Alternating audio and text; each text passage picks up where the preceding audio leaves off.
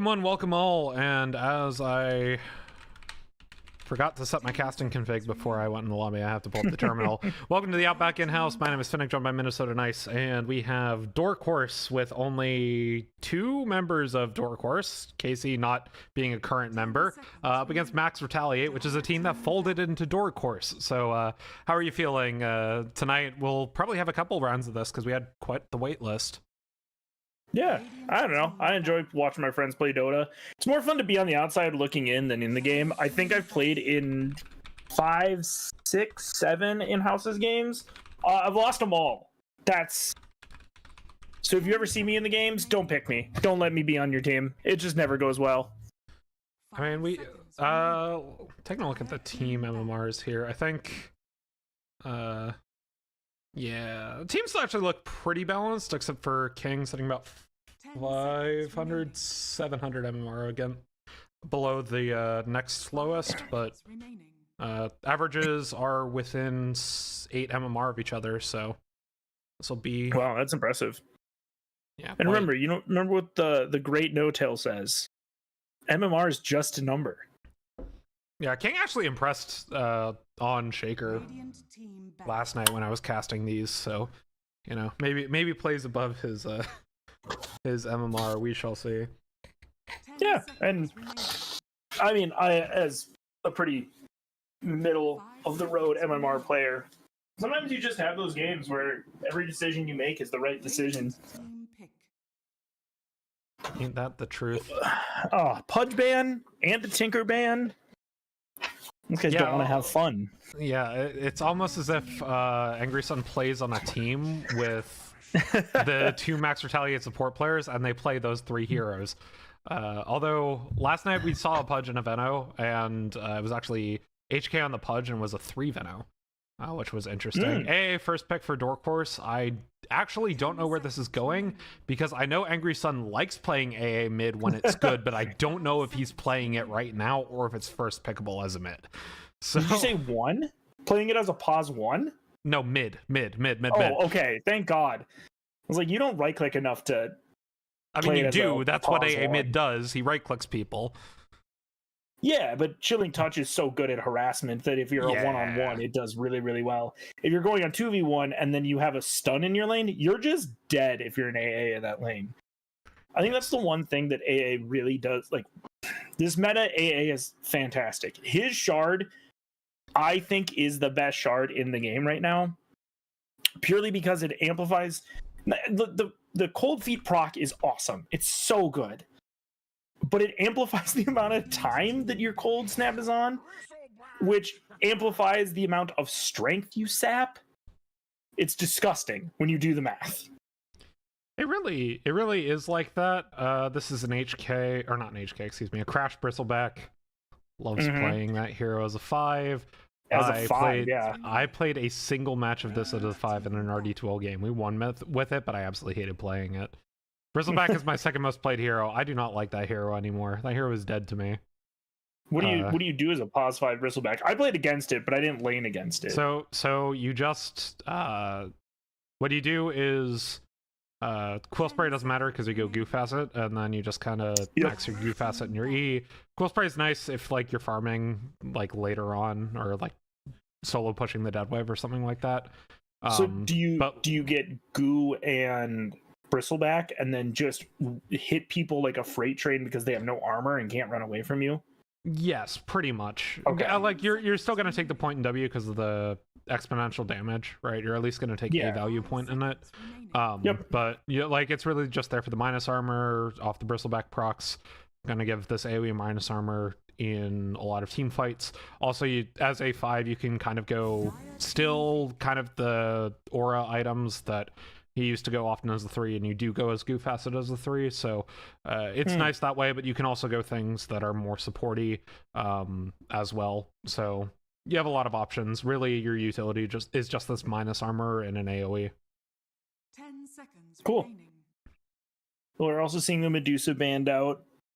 I think that's another hero that I think has a lot of improvement that can be upon it. I think it's stronger than a lot of people are saying it is.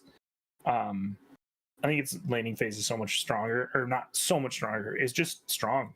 You can trade really well with her poison facet. You can make a lot of space for yourself. But Muerta, I think, is the best hero in the patch, maybe. Maybe behind the AA, the best hero in the patch. Maybe behind Darkseer. I mean... All right, maybe it's just like the top 10. I mean, we're still less than a week into the patch, right? Like... Yeah. You know, it's... I have recently picked up Muerta, and I find her so easy to play and being able to impact the game at every single level. I like this Timbersaw pickup here because Timber's biggest counter that's currently in the pool is AA, and you have AA on your team. Makes a lot of sense. They can flex it 2-3. I know Angry Sun plays it. I know Casey plays it, so definite. I believe Casey plays 3, if I remember correctly, going back a couple seasons. Dork Horse. Okay, well, this is interesting. One of these heroes is a support. Wow. Take your pick.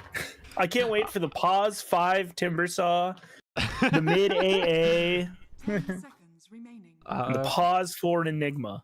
Actually, what are your thoughts on Enigma on the current patch? I think he's still been a pretty strong laner throughout the last couple patches as a 3, but I haven't seen him being played a whole lot. Yeah, he's still ridiculously good. Ooh, Lycan. Okay, that's not surprising. I think Lycan still has his... I think he still has his niche in the niche in the meta. It just requires you to find squishy heroes like Ancient Apparition. But Enigma, I think, is always going to be a good laner, so long as you don't have a Gyrocopter or, you know, a Grim Stroke or something like that that does really early levels of wave clear. And if this Bristleback is going to go goo and not Quills, what are you using a Muerta as Deadshot to clear him out? You kind of want to keep that to be aggressive onto someone. Yeah. This is a King Shaker. I know. 10 seconds remaining. I think Support a few people Shaker here plays it, but it's likely a King Shaker pos 4, so that kind of limits this Enigma to either 5 or 3, depending on where the AA is going. Again, it's such an early AA pick, I'd have to assume it just goes 5 here, but with 23rd pick, it could be flexed either way. That's going to be the Gyrocopter ban. I don't think it's a great hero this game in a Gyrocopter. I don't think anybody really cares about it, but it does mess up Enigma's early game. I'm going to guess it's going to be a position 3 Enigma. The other hero you want to ban if you're playing Enigma is Winter Wyvern, because it's a BKB piercing stun where all of your Eidolons just attack you and kill you. Very fun to play, especially if you're playing Wyvern core into it, because all of a sudden Enigma just kills himself, and then his Eidolons then kill the next guy, and then the next guy, and the next guy with the other facet. It really depends on if Max Retaliate plays it at all, because Winter Wyvern's still a bit of a niche hero. Could still be fitting in this draft, though, with the Muerta potentially flexing 1, right? So. Oh, you don't want to play Muerta 1. She is too slow. Okay. Too slow. Yeah, in that case, her legs don't move an issue, fast right? Because I think my thought here is, what if you flexed the Bristleback to an actual core position, played it 3, and then picked a Silencer? Silencer messes up this entire team. Silencer does too. I do quite like it. I know Math Magician plays it. It's the easy. It's one of the easiest heroes to play. Press R button, win fight. I've captained an in-house where Math Magician was playing Silencer on my team, and it worked out very well for us.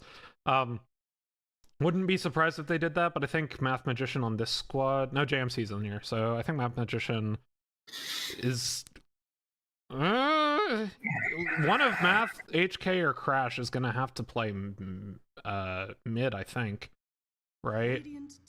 Probably. And like because I know Math Magician kind of flexes all roles in houses, or has in the in-houses I've been part of with him, so could go anyway on this. I do like, you could I mean, Silencer is still an option, as you mentioned, if they want to flex it. Same option with Winter Wyvern. I don't think Gopi plays at 3, so it would have to be a 5 if they wanted to pick it and then put the Bristleback 3. It's not a you're terrible crazy Bristle you're core the only game. one that plays. I'm not the only one that plays it. I'm not the only one that plays it, but it is a good but you're the one that religiously follows it like it's a cult, okay? I mean, yes, but like, look at this team comp and tell me it's not a good Winter 3 game. You have Timbersaw, Earthshaker, and Enigma. Like, Yeah, it hurts. I'm not arguing with it. I'm just saying that you're the guy who's built a shrine in his house to Wyvern 3. I mean, yes, but at the same time, it's just a really good Wyvern game. Probably not going to play it 3 because no one else does it except for me and like there you go from C players. It's even better of a Wyvern game. With the Wraith King, no, they just go OD. It's such a good Wyvern game. I really. I wish more people played that hero. It's just kind of stupidly niche, even as a support right now. Think of all the Eidolons and all the skeletons that could be beating up on this poor little AA. Just salivating. I mean, the OD is nice. It's a Math Magician Invoker, so looks to be an OD3 here for Gopi. Which you're going to be up against an Enigma Shaker. It's a king on the Enigma. It's a king Enigma. Samson. But I mean, one of those is gonna go core here. It has to be Casey. I think it's gonna play the Timber 3. Wait, Angerson's playing the AA. It's a mid AA. It's a mid AA. Timber 3, Wraith King 1, and then King and Samson are playing 5-4. I'd have to imagine it's Enigma 5. Because between the two support positions, you typically would take that as a 5. In like between when you have like an Earthshaker. This is interesting. I kind of really like the OD3 here. I like it except for the laning phase. I think it might, it's with a Bristleback, which Bristleback is just a flat out good laner, but I think he can run into the problem of in this game that the Enigma puts Eidolons on you, and what do? Oh, he's landing with a Muerta. The Bristleback's going safe lane. Oh, okay. Wait, no. Wait. Hold on. Yeah, he's landing with Muerta. The Bristleback's going safe with because it's Crash Bristle. Yeah, it's Crash Bristle. Okay. I like the Muerta a lot more. Deadshot will be very good against Eidolons. Yeah, you know what? I think I'm okay with this. As an Enigma player, I would hate to walk into playing OD Muerta. Not to mention, you get imprisoned and then dead-shotted backwards, and I don't think you can do anything. So, is an Eidolon going to go down? Give XP? No, it didn't.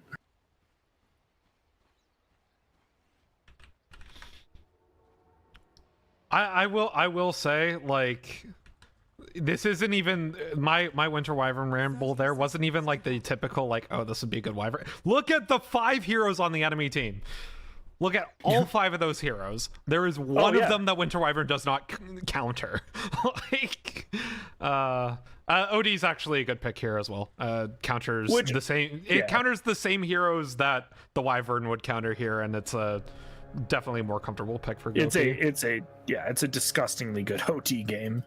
Yeah, I mean, it's the same exact idea though. You do pure damage, so it doesn't really matter against the Timber Saw. Plus, you can hold him up with draining all his mana and getting him with your Astral Imprisonment.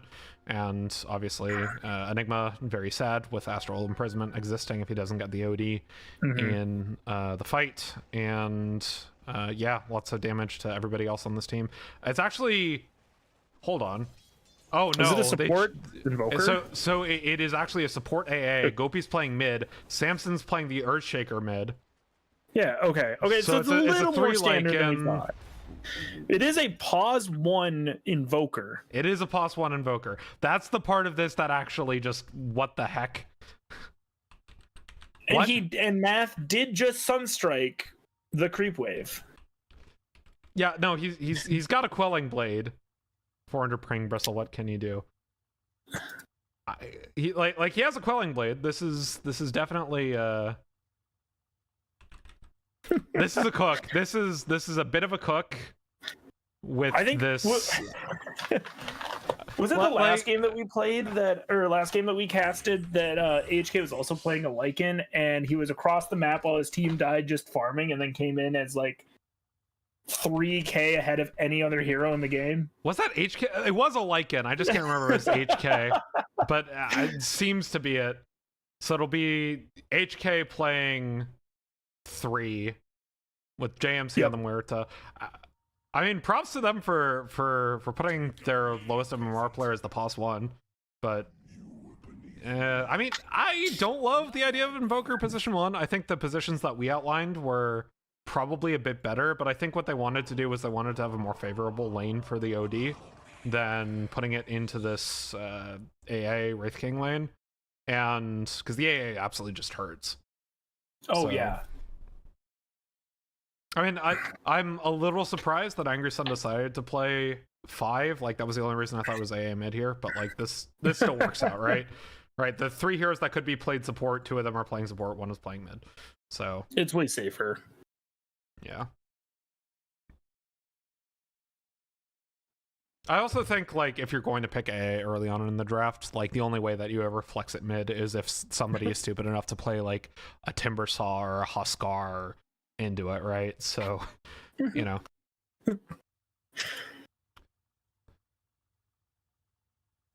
Wraith King super meta pick, kind of cringe. I mean, he did get buffs on the Bone Guard facet, yeah? Yeah, the boys. The boys. I don't know exactly what the numbers were. Bless you. But yeah, I don't think Wraith King is like tier 1 hero. He's fine.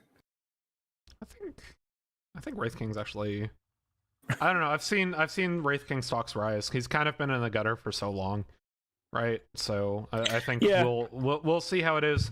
The buffs enable him to farm faster, which is kind of the thing that's been gatekeeping him out of 1. Is that if he falls behind and he doesn't have Radiance, he really just can't farm, even with Bone Guard facet. So this time around, it's, you know, buffing the Bone Guard facet makes him more easily farming. We see Cozy going for the Armlet first item. Might be Armlet Radiance, might be Armlet Blink, might be Armlet BKB. It really depends on the game. We'll see how it decides to build that out. Yeah, I think the one thing holding back Wraith King is the same thing that's holding back Troll. Troll is Troll in the lower tiers of Dota is ungodly right now. Just pick yourself Troll and get yourself out of Crusader. Because he's so strong, but he's super simple to play around. He's been power creeped in such a different way that there is so much more CC in the game that he just can't keep up. And it's the same thing I think with Wraith King. What does Wraith King do? Jump in and cracks your skull open with a giant crit. You know who else can do that? TA. But TA also has refraction and invisibility and other and scouting and different things that can do that. I think he literally needs to be the best head cracker in the game, or he doesn't do anything. Okay, this might be remake same draft because Crash currently is sitting at 500 pings.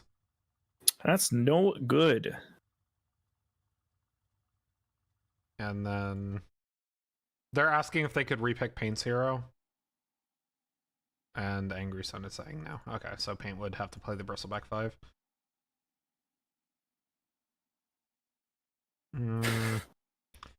So negotiations happening. This is some shenanigans. Some major shenanigans right now. Okay. I mean, FF you make time again and give Paint the heroes they want.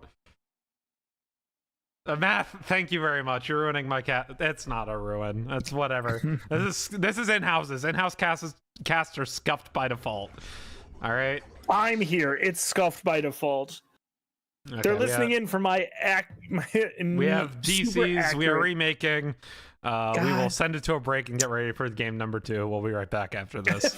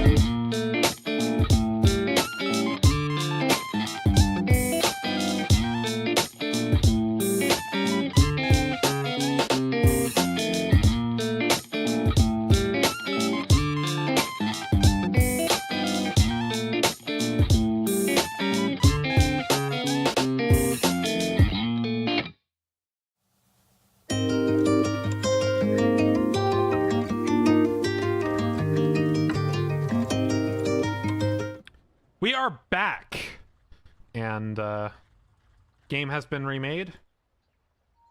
Teams the same, except for instead of Crasheroni on Bristleback, it's Paint on Bristleback.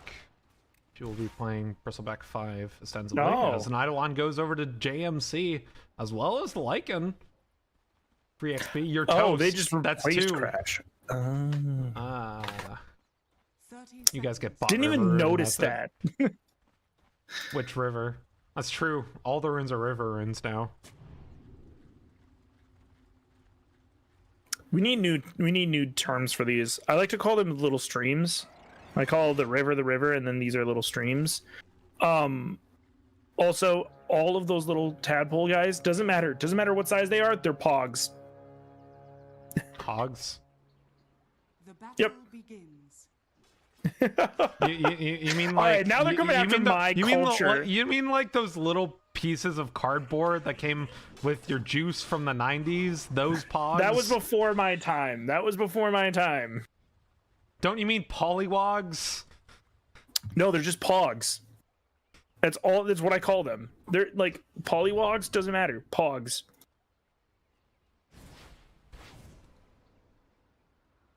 What's the water like up there in Minnesota? I don't know how to answer that question. We have a lot of lakes. I'm saying what's the drinking water like? You know, you got any extra fantastic. Have any extra mineral contact, perhaps heavy metals, you know? No, water's pretty good. We're not like Flint, Michigan or anything. Oof. I think that's still too soon. They still have lead in the water. Of course it's too soon. Oh my god.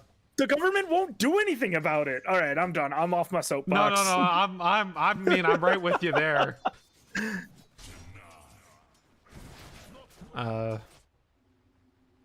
Okay, let's get back to the Dota. Anything surprising about these lanes? Anything fun?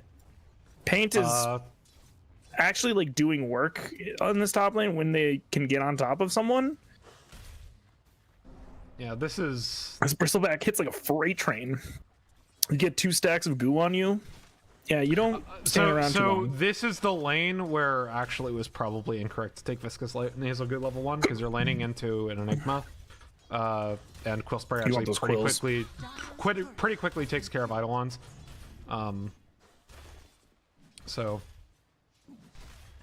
she's holding the point here. I feel like, yeah, taking the Quill Spray here. Realizes her mistake. Gonna go ahead. Next time the Eidolons pop up, just gonna go ahead and Quill Spray them down. The minus armor, of course, is really nice to have against the Timbersaw here too. So it's probably gonna be 3rd level point in Bristleback. Probably take another point in Goo, another point in Bristleback. So it'll be 2-1-2, max Goo and Bristleback, and then Quill Spray. Is how I would play it. But you know see. what? That's probably better than anything I would have came up with. So I am a one-time Bristleback spammer. Ew. Oh no, King. Oh, okay, he's okay. I thought he stepped up quite a bit too far. Oh, the Sunstrike! And with the Forge last Spirit hit. gets the hit. King goes down. And Paint's just gonna go ahead and clear these Eidolons, giving some of them over to the Invoker. Yeah, I'm still question marking the Invoker position 1. CS leads in all 3 lanes for Door Course right now. As we take a look at the net worth, 3 of the top 4 sitting Door Course, with the Invoker mixing up with the top 3. I mean, what does the pause 1 Invoker do? Ow. God, I forget how much Timbersaw hurts. Yeah, the unfortunate thing about Bristleback is that, yes, the Goose Spray keeps reactive armor from being as annoying, but at the same time, Whirling Death really hurts Bristleback.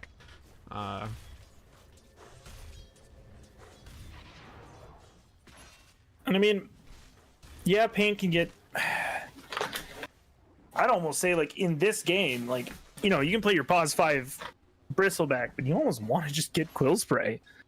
It just hurts so bad. Yeah, and then they're maxing Quill Spray. I don't agree with this, actually. She was clearing the Eidolons fast enough. right? Like that's your utility from the Quill Spray. You're looking at going from... Oh, hello there. Bristleback turning back on to Casey here with Math Magician, but the Timber Chain should get him out of the way. 3 stacks of the goo, though. Make that 4. Whirling Death with the trees, getting some damage on him. Still has a Timber Chain. In comes the Sun Strike, but it misses, but and Casey's able to get out. And Payne's just diving! Oh, the second point in the Quill Spray might actually be good enough. No! Casey barely gets out with a Timber Chain and a Whirling Death, nearly dying to the Bristleback there. But yeah, it's Bristleback manning up there. Pretty nice. I don't know. I mean, the Quill Spray is extra damage, right? But I mean, if he didn't have that extra point in Quill Spray, he wouldn't have baited himself like that. Matt's point in Nasal Goo is still like an extra 1.5 armor reduction per stack. Math is pretty dead here. Nope. No, barely gets out. The Eidolons might finish him, diving under the tower as Paint tries to man up on King and Casey. Sunstrike? Gonna go blind and miss. Paint's just diving. Whirling Death Timber Chain gets the kill, and King stays alive just barely. Oop, down bottom. Nope. Cozy's fine. Yeah, top 3 net worth now sitting Door Course. It's just a little bit too opportunistic on the Bristleback. It feels really tempting to man up when you have, you know, extra points in Quill Spray, but you don't have any points in Bristleback, so even though your back was turned to the tower there, you still took full damage from it. Which... When is Bristleback going to become his innate? I don't think... No. No. I mean, it's already, like, you know, he has 10% damage debuff duration amp against enemies. The thing is, I think Bristleback as an innate would kind of ruin his kit, because... So, like, the hero is kind of borderline right now anyway. Oh, down bottom. Spray on JMC Cozy. Should die to these wraiths, and does. Yeah. But to answer your question, it's Bristleback really, when played as a core, the thing that kind of gates him as to, or makes him borderline viable, is the ability to max Bristleback early, so you can make these kind of dicey plays and then turn your back around, and you're able to tank people up and create pressure on the side waves more effectively as a result. Earthshaker with Echo Slam coming bottom with a haste rune right on top of HK. Right on top of the Lycan. Doesn't even need the Echo Slam. They're going to go on JMC as well. The Fear lands on a Cozy. TP's coming in, but the Fissure and another Enchant Totem stun up the Muerta for long enough. Samson gets out. No, couldn't get the... Has mana for Echo Slam. Gopi, though, going to stop that with the Astral Imprisonment. Okay. But well, and they set up for their XP rune, and they're gonna get Door Course is gonna get both of them, and a 2k gold lead to start this game. But yeah, I just think having as an innate like back focuses a lot of the power of the Bristleback passive, because it's always, you know, you always have 2 points of it early, and it's always your second max. So I think it just kind of it makes his early game worse, which I think would put the hero back into either support only or just not viable. Nice job by Casey to take out the Bristleback. Math in trouble, gets the Chaos Meteor down, but Casey follows up, gets the Chakram out. Disarm does not matter against the Timber Saw, and Casey gets the kill. While that was going on, mid lane, the OD just drops Sanity's Eclipse onto the Earthshaker to get the kill. Nothing crazy. Walked up, astraled him, hit him with Sanities, and killed him off. JMC in trouble bot lane. Cozy? Doesn't have Wraithfire Blast up, already used it. HK, meanwhile, farming creeps. So 2 of the top 2 are Door Course, with this Timber Saw very far ahead right now.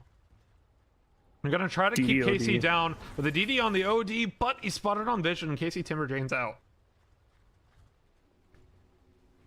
Where do they have the Vision? Oh, I see. Right there. King has Black Hole up now, taking the gate bot. I try to make a play onto HK. JMC and Paint are both down here as well.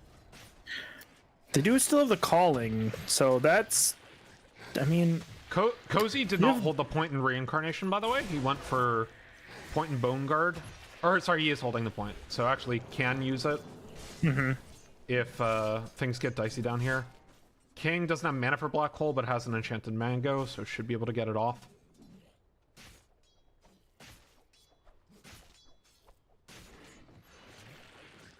And it will be Armlet Radiance for Cozy.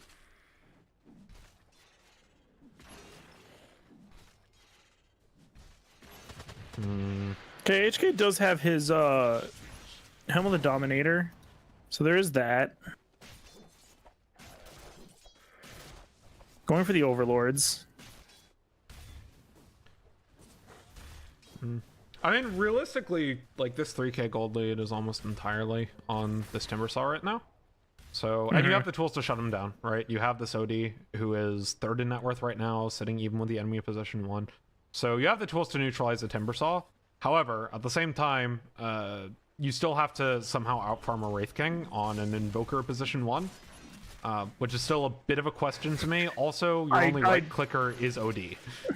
So they're not they do have I guess Lycan can, and Invoker can also go that kind of carry build, so we'll see what he goes. Invoker can go with the right click build, although he's going might first item, so that doesn't there's really no way much. there's no way that Invoker is going to try to out carry right click carry this paint. Oh, no, I know you want to feel big. He has the ability scary. to take the point and reincarn. No, he took the point early, but now he hits level 7, takes the point and reincarn, barely survives there. Yeah, wow. Back goes down. Sunstrike. Oh, almost doesn't got quite no. connect. HK's in trouble. Collapse is coming in with the Earthshaker behind. Angry Sun spotting out HK. They have the vision. The fissure lands. HK gonna try to use the shapeshift to get out of the way. Cozy's on the backside, and King gets the black hole, and that is enough damage with the follow-up Echo Slam from Samson. Angry Sun gets that kill.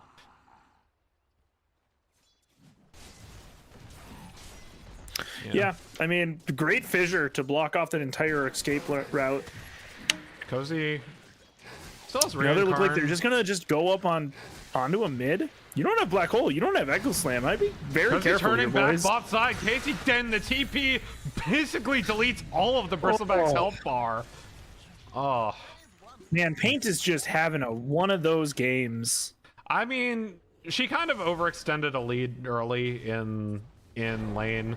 Overdove twice under that T1, so don't really necessarily think that helped her in this particular instance, especially versus a Timbersaw. Like, nearly got the kill on the Timber, nearly got the kill on the Enigma, but close only counts in horseshoes and hand grenades, so unfortunately did not work out for her.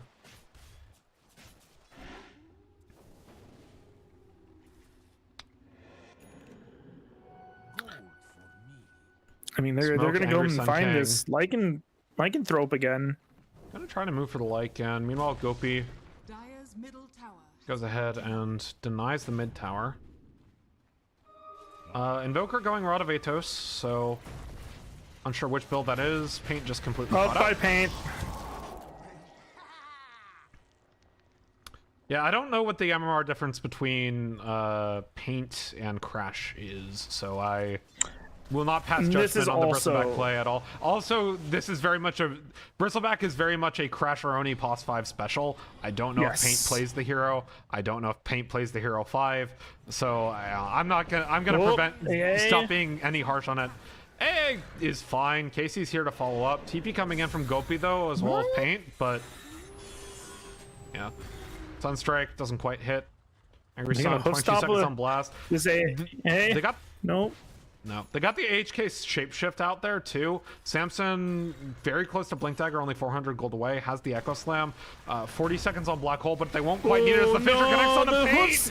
Goodbye, Bristleback. Barely trying to kite out of the way as Math Magician using the blast to kite away, but does not save the Bristleback.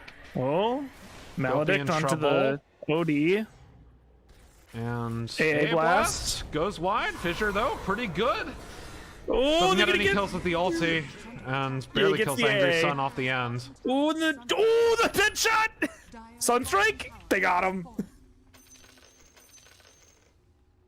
Oh man, I didn't even catch that Sunstrike. I was trying to look at other things. Oops, my observing is not the best. Math Magician 1v1 with KC. I think it's just dead to Timbersaw unless he has Ghost Walk up or mana for Ghost Walk. Yeah, no. Yep, there he goes. Tried to use Deafening Blast to get out of that, but unfortunately, Deafening Blast doesn't really help against Timbersaw when Chakram's already out. So. Well, you could find Cozy up here. He's probably just gonna walk up and hit Paint in the face. Yeah, I don't think Paint has a whole lot she can do here. King's especially coming in as the walking over, the Maledict. Gets the Malefice down. And goodbye. It's Malefice. Maledict is the Witch Doctor ability. King's in trouble, Oh, though. you're so right. Dying to the Lycan Wolves and the Sunstrike. Down goes King, but Cozy now in a myriad of controlled and uncontrollable summoned units. As HK uses Samson, he's gotta be careful here. This, I mean, the wolves are right on top of Samson. Angry Sun in trouble. Should die to Gopi. Samson blinks in, though. Might trade around. Beautiful fissure. And the Enchant Totem as well. Guarantees the kill onto the OD, and you were happy with that trade any day of the week. Oh, for sure. Cozy still has not used Reincarn once this game. Okay, so he's been pretty untouched. Going for that Armlet into a Radiance. Yeah, I think this is pretty standard, or should be pretty standard. I mean, it's like you go Armlet plus X, and Radiance helps a lot. Samson blinks up on the Paint. Doesn't quite hit the Enchant Totem, but Casey's here. Blinks as well. Gets out the Chakram. The Fissure lands, and the Dead Shot a little bit too little, too late. Paint gets the kill, or Paint dies to Casey, who gets the kill. Radiant's bottom tower is under attack.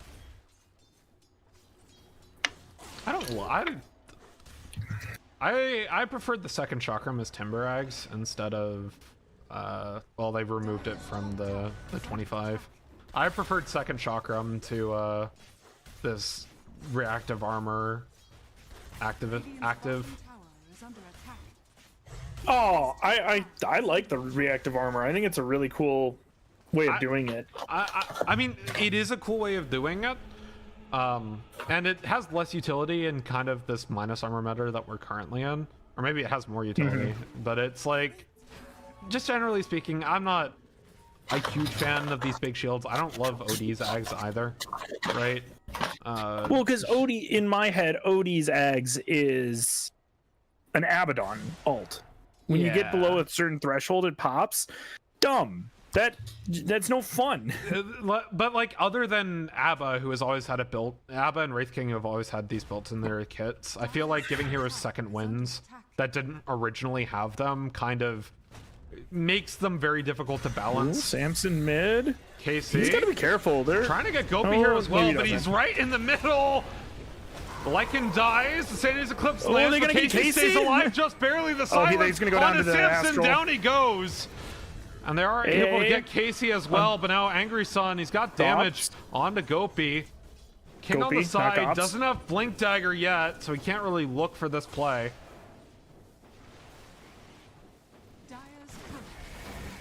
Oh, JMC in trouble from Angry Sun. Gopi moves up. Angry Sun, goodbye. And Gopi quietly going 6-2 now on this Outworld Destroyer. Is it Destroyer or Developer right now? It's Destroyer. It's Destroyer. They keep swapping between the two of them. Meanwhile, Mathis Ghost Walk, they're trying to get Ghosty. Gets the EMP. Oh, they're gonna get him with the EMP. That here, one signed GAMC. So they'll get his first life. No, he did not have reincarnation up. So down he goes. But Samson blinks on a Math Magician and takes him out. Oh no! I mean, you're solo kill going trade, on to Samson. He will trade his life for it, though. What a beautiful As he's taken calling. down the Timbersaw on the side of the fight. Comes back in on a JMC who's popped the ultimate to try to stay alive, but that doesn't really help you against get into the Timber Get into the call. or a Q as well. But they've already lost the Enigma as well on the side. But the Casey trying to get on JMC finally takes him down. 3 for 2. The Lycan trying to get onto Angry Sun. So many Eidolons. Oh my god. Or another respawn. Casey. Blink. Whirling Death on the Paint, slow lands as well. So much Gopi running away through the Timber Chain as Casey. And he gets out. Okay, Paint lived. Holy shit. Good for you, Paint. Yeah, I think maxing W is actually just incorrect with Goof Acid. Probably. Oh, with Goof Acid, for like sure. especially as a 5. As a 3, maxing W with Goof Acid still makes sense some games because you just want to farm, right? I think the one saving grace in this is that it's minus armor, and who in this really cares about minus armor all that much? Maybe your Timbersaw, sure, but who on your team cares about it? OD just punches right through it. OD does pure. Okay, he's going Cataclysm, so Invoker does pure. I mean, Lycan cares about the armor, I guess. Sure. Oh, this Paint outside. Samson looking I just for said a you're gonna live. Finds him on the back line, but doesn't quite hit the Enchant Totem. As Math Magician gets out with the Ghost Walk, and JMC is trying to kite away. Gopi's making his way into the fight. Samson's got to be careful. There's no way out of this one for the Earthshaker, and down he goes. Split bounty. The creeps end up getting the kill there. Cozy now has reincarnation, and the blink in from Casey deletes the Bristleback. Now the Shocker Mount on a JMC, trying to kite away. Cozy still has reincarn on him as JMC pops the ultimate. Cozy stays alive though. Oof. And down goes the other support. Now Gopi in trouble. Meanwhile, the other supports are dead from the rest of the team. The blink up on Casey, but the pure damage keeps on pumping in from the OD, but he does not have the Aghanim Scepter and goes down without being able to kill Cozy or Casey. So on the other side of the map, I was watching, HK just sent 2 wolves and a centaur warrior onto the AA and just killed him off. I hate this hero. Remove Lycan from the game. Pain is dead. No fun. On the side though, gets the spicy meatball, but the AA blast lands. He's trying to kite away with the tornado. Timber chain back up. The Ghost Walk. They are looking in the wrong direction, barking up the wrong tree. And Math Magician should be able to get out of this one with his life. He has the TP up and available to him. He's playing pretty sneaky. Might look for a cheeky cut wave here.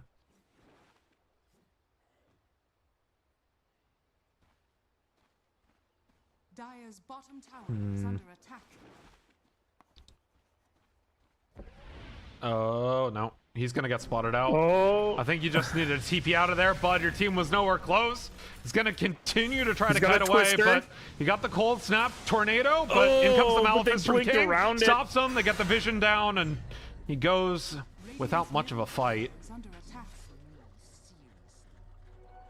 Yeah, and King actually went for the Aghanim Shard, so there will be Eidolon smacking you when you get Malefisted, and he's got a Drums. So, ow. Yeah. I mean, this is pretty standard Enigma support stuff, right? Yeah. I mean, you see these items on core as well, but typically you'll have like a BKB at this point as well. But here, I mean, your utility is a lot of times coming from the Eidolons, the Drums of Endurance, right? The threat of the black hole is sometimes as powerful as the black hole itself. We've really only seen King use that a handful of times, and mostly they were solo black holes. So, you know. Ooh, and yep, AA got a shard. Like I said, probably the best shard in the game. Nice blast. Yeah. It's just disgusting. Just the amount of damage it does to you. And he took the bone chill. Isn't the best shard. Oh, but Angry Sun. Bye-bye. Oh, the tip between teammates. The tip while in Astral is rough. Smoke, though, from Dork Chorus. They should find And they're going to find here. it. They're gonna, yeah. Samson. Blink. Enchant Totem. Oh, it is. Waiting for the fissure. There it is. Yeah, can't self-astral there. Nope. He had like the opportunity to self-astral on the split second before the Enchant Totem came down, but lured the CC appropriately, and good job by Samson.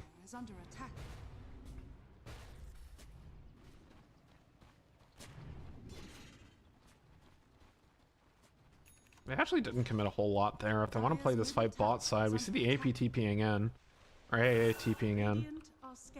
King Casey on the side, as well as Samson. Gletnir lands on the Cozy, but they turn on the Muerta, and down he goes. Rayfire Blast on the Paint. she is not long for the world either. At least she has a Solar Crest to try to stay alive, but there's not a whole lot of physical damage on this team other than the Wraith King. If you're gonna run around the trees, they're just gonna take the trees down. Maybe they'll get top tower with this for max retaliate. I don't love this Bristleback.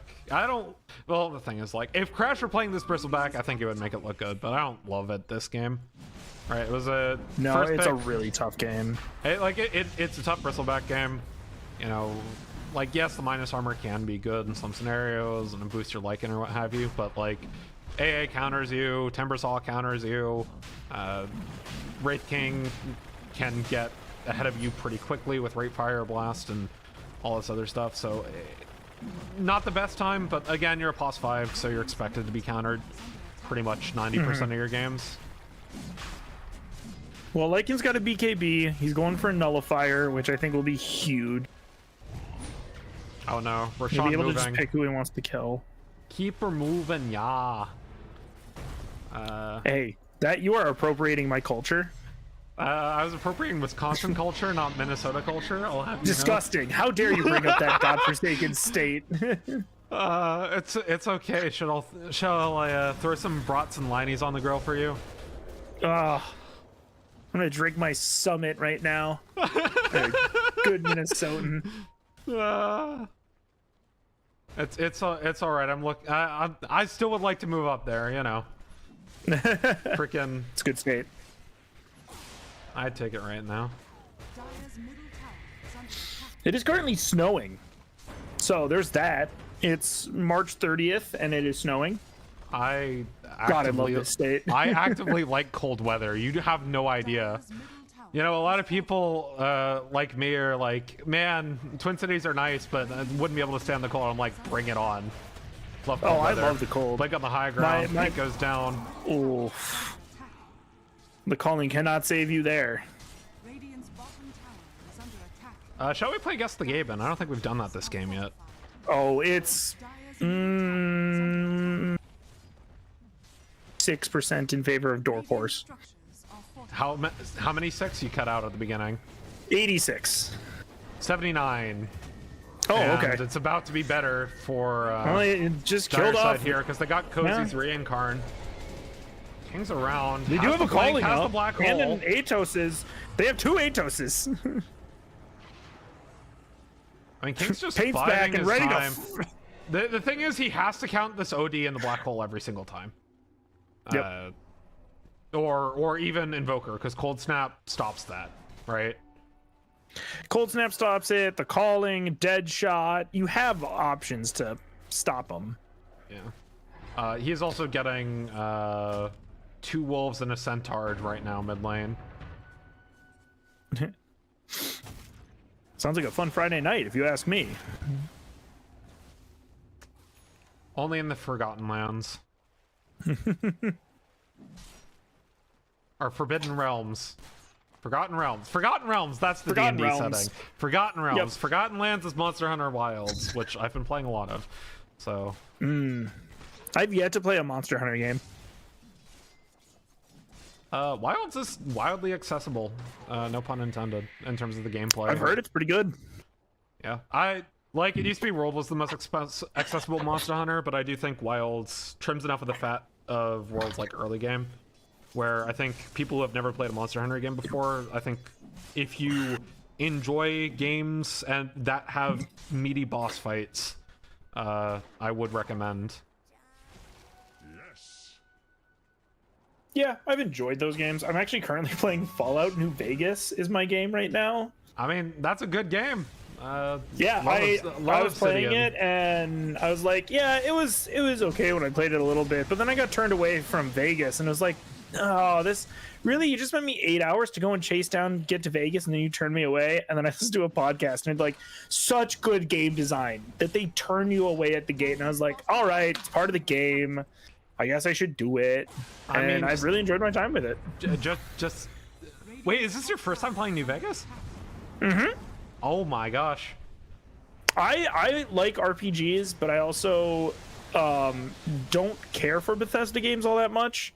Well, it's not a Bethesda game, it's an Obsidian game. So, oh, it's a Bethesda game. No, it's not. It is not. It actually has good writing, therefore it's an Obsidian game. Alright. Paint gonna go down again. Oh, Astral. Astral and he might is in the save calling. her. They get the fear on the KC, but this Chakram slowing Paint down for so much. Gets stunned. Cozy, though, goes into reincarnation. Can't kill Paint. What are you doing? Trying to overchase on the Bristleback, but they finally take him down. Or take her down, excuse me. Blast going in deep. Lycan, while this entire thing is going on, is pushing top really hard. HK Rat, as we all know. Yep. Cozy's oh dead my here goodness, to, OD! yeah, has the Aegis available, but OD does way too much damage to this Wraith King right now. Yeah. And they are going to clear out HK from top, so... Yeah. So here's the thing. I would say New Vegas is more... New Vegas, if you like New Vegas at all, because it is very different from the Bethesda RPG, because they're all the same, regardless if they have the Elder Scrolls. We're gonna catch his on them. This Gopi skeleton on king, Cozy. King. Hold on. Sunstrike, BKB though. Cozy goes down. Goes down. Black but hole comes in. They'll be able to trade back. I think you take that. And they're gonna get the Earthshaker. Signs of light from Max Retaliate. But yeah, I hope you enjoy New Vegas. The writing is quite good. Yeah, I've got to go. I'm on my way to meet the Brotherhood of Steel, which I know from other games. Yeah. Gonna go get some power armor. Like, let's put it this way. I don't like the Bethesda RPG and never have. Fallout New Vegas is actually a game that I quite enjoy. It like the gameplay and the engine that they were forced to use, it kind of dates itself, but the writing is timeless. So yeah. The writing is so good. The writing, and also I've been really impressed with the world storytelling. So like the guy that you run up to and he goes, I won the lottery, and did I shoot that guy in the back of the head, and did he have a lottery ticket on him? Yes. And then you turn the corner and you're introduced to Caesar's Legion and you're like, oh, he won the lottery, I see. Yes. It's very good. It's very good. It's very good. JMC in trouble. Pops the ultimate to try to get away, but a fissure does not stop that.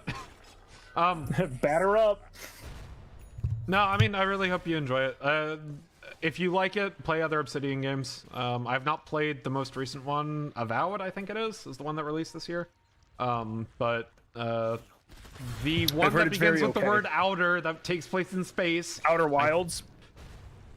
Is it? I can't remember which one. It's one of the two. I'm not going to say the name to not incriminate myself, because I still, even though I know the gameplay for both of these games and how they're very different, can't remember which is which. BKB stops Samson's ultimate into his track, and he's able to get out. Paint in trouble, but they will trade back around onto the Enigma. Now Gleipnir on HK. BKB shapeshift to try to get out of dodge. Samson kind of wasted that Echo Slam on a BKB target. And now there's so much damage pumping in from Gopi onto KC. He gets the sanities. KC, though, barely survives as he tries to Astral to get away from Samson. Now the trade damage comes in. A nice fear lands from Huerta, but the blink in from KC. He takes him down. The Timber Chain won't follow up onto JC, and KC gets a double kill. Buybacks now from two members of Max Retaliate. The blink over the wall. Gopi wants more. The Timber Chain out. Casey barely survives. Oh no. The Witchblade almost got him. Oh, Angry Sun. Oh, it can only save you for so long, Angry Sun. Yeah, the Ghost Scepter does not help you from this.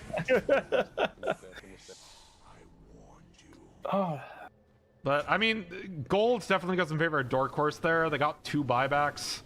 Only lost the Enigma and the AA, which I think you're totally happy with. All your cores survived. You got kills on cores. You got core buybacks on the OD. So, nice Outer Worlds. Outer Worlds, yes. Outer Worlds. Outer Wilds is also a fantastic game that I really enjoyed. So you've played both of those games, yes? Worlds I have not. Wilds I have. Okay. I literally joined a call with my friend who told me to play that game, and I joined a Discord call and just went, Paul, I understand quantum mechanics. So yes. So what I will say is, after Fallout New Vegas, you should play Outer Worlds, because it is a much less janky game, because they've got their own IP, they've got their own writing. The writing is fantastic as always, and they're on an engine that doesn't suck. Oh. So, do recommend looking at the evolution. What is this Wraith King doing? Walking back in? Oh no! Dying apparently. Oh, the calling is up.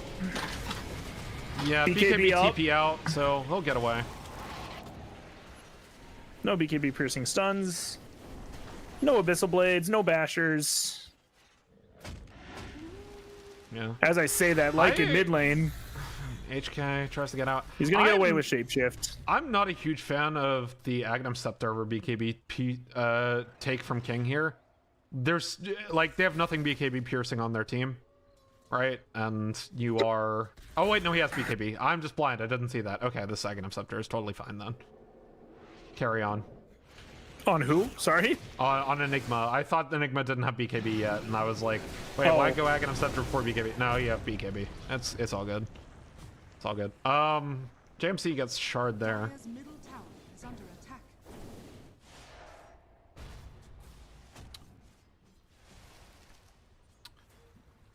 Okay. See, here's the thing. I think my favorite Western RPG is probably Witcher 3. Right? I recently played that as well. I played that last year. And it was good. And my buddy who told me to play Outer Wilds also told me to play The Witcher and told me not to kiss the pretty redhead. That was his big thing, and yes, it was very good. I mean, again, it's just like the writing and the passive world building is really good. I'm typically more a JRPG player than a Western RPG player. Mainly because outside of like classic CRPG style, like the original Fallout games, like I prefer more linear narrative driven experiences to the kind of branching paths, more style story, right? But that's just me. You know, as I said, like I very much enjoyed The Witcher 3. I think it's very good. The Outer Worlds also very good. Fallout New Vegas also very good. The thing is with New Vegas, you have to kind of play it 3 times. Yeah, so you can do all your endings. Yeah. I'm trying to do as much as I can for each one, and then maybe I'll play it again. I have to say the best RPG I've played, in my favorite game of all time, Ghost of Tsushima is the best RPG I've played. I don't think I would count Ghost of Tsushima as an RPG though. Like it has Why RPG not? element. You're a role player. Okay, yes, but this is like the game has RPG gameplay systems, but like mechanically, I play FIFA as an RPG. Like, this is literally an argument I had with my friend a week ago. Look, a game having RPG elements does not make it an RPG. I don't know. I would call Ghost of Tsushima more generically action adventure than RPG one way or another. Ooh, I think that's I'll give you it has a lot of action. Like, would you consider Dark Souls an RPG? I would consider Dark Souls a Metroidvania. No, shut up! No, Dark Souls is a Metroidvania. Hold up. It's not. Yes, it is. Dark Souls is not a Metroidvania. Yes, it is. Metroidvania has to be a 2D This is not even a hot take. This is not even a hot take. This is a relatively that's lukewarm take from me.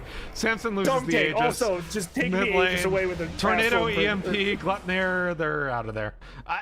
No, it's not a hot. It is a lukewarm take. I am not the only one with that opinion.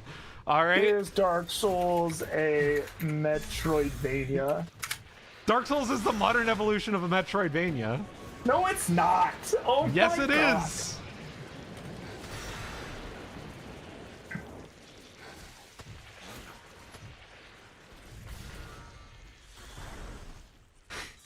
I haven't seen a lot of people say that there's games. No, a Metroidvania game is a 2D side scroller with RPG elements. No, okay, now you're telling me Ghost of Tsushima is an RPG, and at the same time using the most narrow definition of Metroidvania. Down goes the Lycan, down goes because it's based off of the game, the original game. It's because it was based. If you were only using this very narrow definition of Metroidvania, then I'm allowed to use my very narrow definition of RPG, right? And my definition isn't even that narrow. But like, come on, man! Like the you've explored this area, now come back later. Like that is peak Metro. Then so many games are Metroidvania. No, I mean that's not the only thing. There are other like it takes more from the Castlevania side of things than the Metroid side of things, but it still is a Metroidvania. No, because I think Castlevania and Metroid games are the same thing. That's like calling League of Legends and Dota 2 like Dota style games, which is what I call them because of I mean, I wouldn't call League of Legends a Dota style game at all. They're fundamentally different games, but they're also extremely are like fundamentally different games. I used to shoutcast League too. Hold up. I mean, look, what do you expect us? These have all been skirmishes, no straight up team fights. There's like base racing happening going on. Paint buys back after dying to Angry Sun. They take down the OD. Are we finally going to see a straight up team fight? Will the game finally end? Casey trying to get on top of JMC right now. I think this is a dead Muerta. No buyback available from the Muerta. Tornado lands on the Casey. The Glepnir on 2. Cozy trying to dive on a paint. Does not hop buyback. HK coming back into the fight. BKB's trying to chase on a Samson and maybe King. Doesn't have Black Hole. 8 seconds on Echo Slam right now. Casey blinking back up onto the high ground. They take down the Bristleback, and the Cataclysm doesn't do nearly enough damage. 16k net worth advantage, 40 minutes into the game, 10 seconds on the OD. They will take these racks and probably get out. I don't think they want to press the advantage too much here, especially with the AAA blast now down.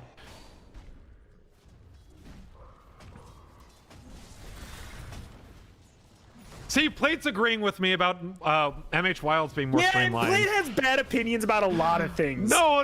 Well, no, this is a good opinion. This is a good opinion about Wilds. You should definitely you should play Wilds. It is very fun. Even people who don't play Monster Hunter like Wilds, all right? Oh, I agree Wilds. Does he agree that Dark Souls is a Metroidvania game?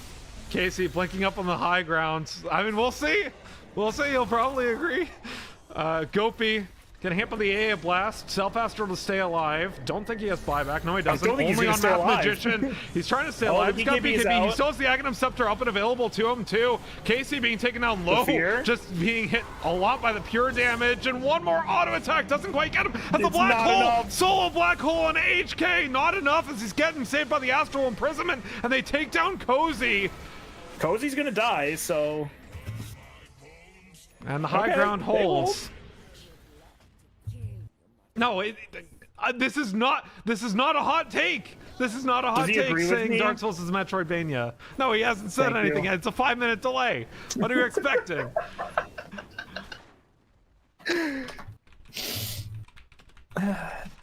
like Dark Souls is the modern evolution of the Metroidvania. So then is a Lego Star Wars game a Metroidvania game to get all the collectibles? No, because it's taking from Collectathon 3D platformers. Completely different influences. Which Metroidvania is a 2D platformer? No, I said specifically Collectathon, like the rare 3D platformers, right? Like, come on. Yeah, like Banjo-Kazooie and stuff? Those are the Lego Star Wars games take more from games. They are not Metroidvanias. I see no difference in these. No, but the only difference is you're not fighting bosses, okay? And in Banjo-Kazooie, you even do. Look, can we at least agree? Can we at least agree that Sekiro is a rhythm game? Oh, 100%. Yes. Okay, we're good. Yeah, we're good. It's a rhythm game Metroidvania, but it's a rhythm game, you know? No, it's a no. That would okay, I will give you that Dark Souls has a lot of backtracking that you have to go to certain areas again, right? I understand that part of the Metroidvania. Which you unlock through ability unlocks or equipment unlocks. Like, what do you mean in Dark Souls? Like the OG Dark Souls? No, the OG Dark Souls is very linear. Sekiro is your Metroidvania one. Dark Souls is so linear. Maybe you can get away with like the painted world is, you know, backtracking stuff that you have to get at certain points. But I would say Dark Souls 1 is less Metroidvania than the later games by FromSoft. I will cede that point, but I will say like Dark Souls 2 onwards like takes more from Metroidvania influences. Oh, the Hex. Hex on the JMC. I'm checking buyback statuses right now. I literally think it's just 3 people. JMC TPing out, should be able to get out. Woo! Nice little Ogre Seal totem bounces. Yeah, buyback status as we take a look right now. Okay. Chat is disagreeing with me more. Yeah, thank you, chat. With you. All right. Thank you, chat. Oh my god. Okay, fine. I am not the only person with this take, by the way, so you know, at least it's not lukewarm like I was saying, but it's, you know. If I am anything, I am a man of the people. Yeah, didn't you just say Plate has bad takes though? Shouldn't that defend 100%. Me, actually? Plate knows he has bad takes. I also have bad takes. I'm not saying that I am the arbiter of takes. Plate has bad takes. Oh my gosh. All right. Look, man, these teams are just not pushing high ground. I don't know what else to say. We'll commentate when something interesting happens, okay? Oh my gosh. This is more entertaining than the game, and they know it. Okay. Backtracking. Like in Metroidvania games. Okay, Frodo, I disagree with you there, saying Dota and League are closer in design than Souls like a Metroidvania. Dota and League are just fun. Dota and League are fundamentally different games. Frodo. They are so much better than Samwise. Dota and League are so fundamentally different in how they're actually played, especially from a strategic perspective. Like, but even the moment strategically, correct? Strategically, sure. But there are 6 towers in a lane, or there's 4 towers in a lane. That is the only similarity between the game. The only similarity between the games is the game. The only similarity between the games is 3 lanes with 3 towers apiece, and the controls are derived from RTS controls. What you were doing is you were looking at a like trailer park house and commentated tier 3 League of Legends. I can speak from an area of authority on this. The games are so fundamentally different. I played League for like 6 years before I played Dota. I understand. But the games are okay. Echo Slam gets the Aghanim Scepter out of the OD. Goat Beat does not have buyback, but they have one on the Invoker and on the Lycan. Speaking of, the Cataclysm comes down. Angry Sun getting saved by the Wraith King ultimate for Ags for a little bit longer, but he will eventually go down. And now the health bars are very low. Pain on the side getting a lot of minus armor as the Tornado comes down alongside the Chakram. And comes another Timber Chain. HK though diving onto the Earthshaker as he goes down. The Wraith King has fallen as well into the astral form. Mana. And with that, Wraith it's just King hasn't bought his shard yet. What? Oh man. Why have you not? Wraith King, you're in a game with EMP. The game's coming back. Roshan's back alive. And this poor AA and or Timbersaw. Oh, Timber, no. Timber, no. Goodbye, Timber. Oh, but the AA blast. Yeah, I think Timber's just dead. HK? Angry Sun dies as well. Is he gonna snap? No, he's dead. Is he gonna snap? No. Is he gonna snap? No. The HK's gonna snap. No, he does. Actually, you're right. You're right. I'm wrong. Angry Sun will go down from this tornado, but yes. I thought Angry Sun dies there so quickly. Look, see, the key is now that's on 5-minute delay. I can admit to you something. This is all for the chat interactions. I need those metrics on YouTube. Way to clip farm. Yep. Yeah, exactly. Right. Yeah. Like just getting more chatters. You know, even if it's people I've played pubs with or have casted for years. We're driving that engagement. Maybe we'll get put if they talk enough. Maybe. Okay. Play Blasphemous, and that's a Metroidvania game. Look, all I'm saying is, it might be a hot take, but it is a very common hot take to call Souls games Metroidvanias, and that's where we're gonna cut it off. For now. However, we can agree that the Bethesda RPG is mid at best and always has been, right? Yeah, Bethesda RPG is fine. Yeah, okay, cool. Radiant Also, Skyrim has not aged as gracefully as other games that were released in the same time frame, such as GTA 5. No, Skyrim is I think this might be. I don't even think it's a hot take anymore. Skyrim is not good. I mean, I totally agree with you. I say the Bethesda RPG is mid. Skyrim is mediocre. Like, I think Skyrim was this perfect moment of like everything culminating into a world like that. And for what it is, it's fine, but it's like I want the Thieves Guild to be better, and they're just a bunch of like people under a city. That's all they are. They don't do anything fun. The thing is, it's just the writing. Like, if the writing were better on all the side quests, and the side quests were less buggy, and the writing was better on the main quest, then all of a sudden you have a good game. But that game's called The Witcher 3, right? Like, yeah. Oh, the side quest in The Witcher 3. I literally was talking to my friend whose favorite game is The Witcher, and I was like, yeah, I think the side quests are fine. And he goes, what do you mean the side quests are fine? And I was like, yeah, like the whole like Gwen thing with the Djinn.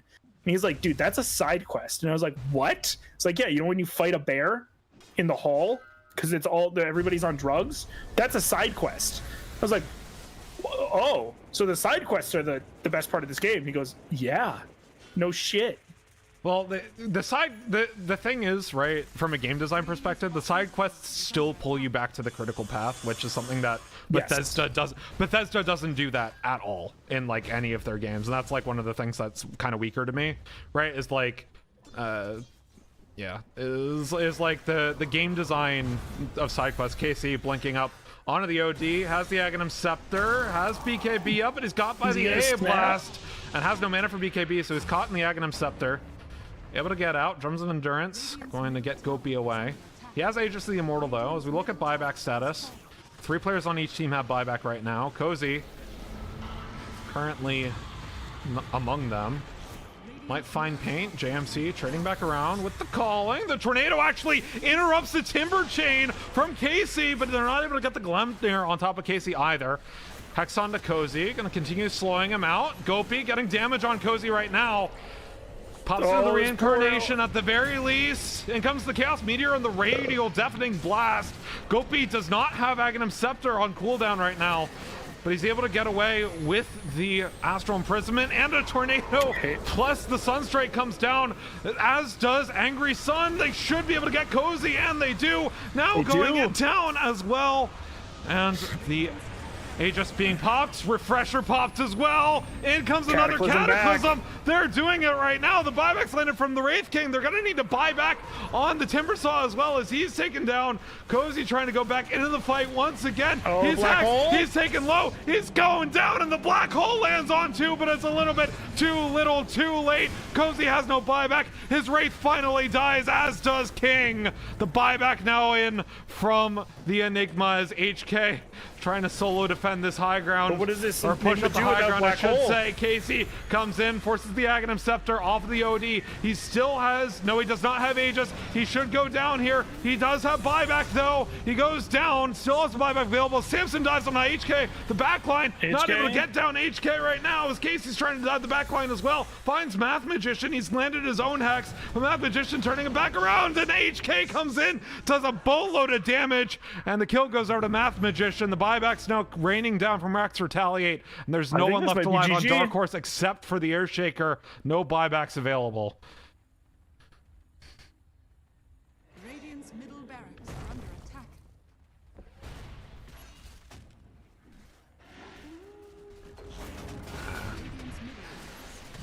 Samson along with Angry Sun now, who has respawned. BKB from HK, diving under the tower. Samson, 64 seconds on his ultimate, goes down, has buyback though. Buyback from the Bristleback now.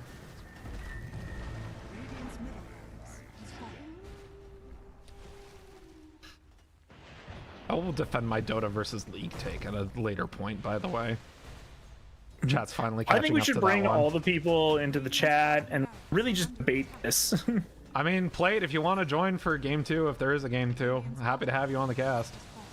You owe me because you I have to, stood I me have up to on talk Thursday. to that. I gotta talk to that Newfie. Disgusting. BKB. Delete It does Samson. not matter. Yeah, that's GG. 28 Samson, seconds on the yeah. Enigma. Radiant's bottom barracks has Not gonna call it quite yet, but they don't have a glyph.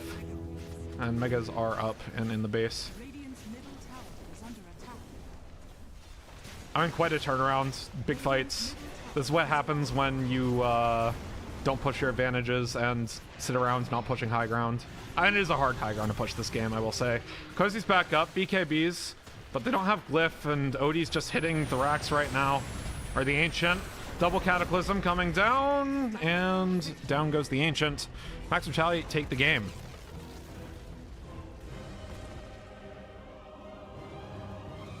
Wow.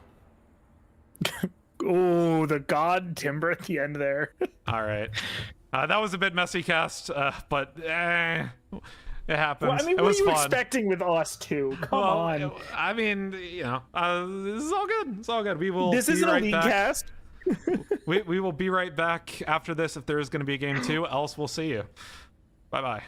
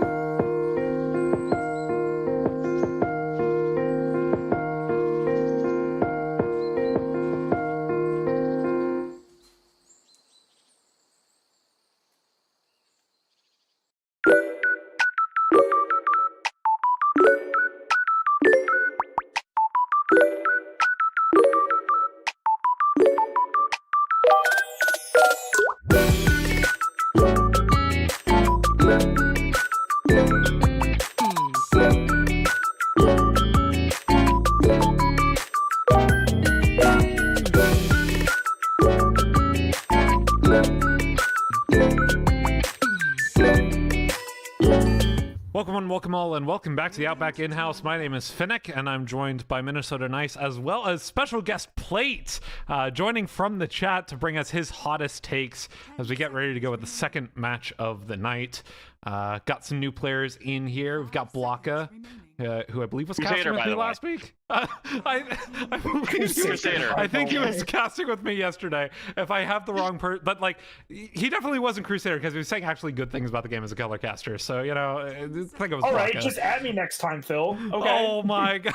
Wait, hold up. I didn't mean it. No, I understand. I'll leave. No. Oh, okay. I'm sorry. No, That's but you got me here, dude. Is to replace him already, man. What the heck is happening? We got Fertile Laporte in the match as well, who was also in my chat.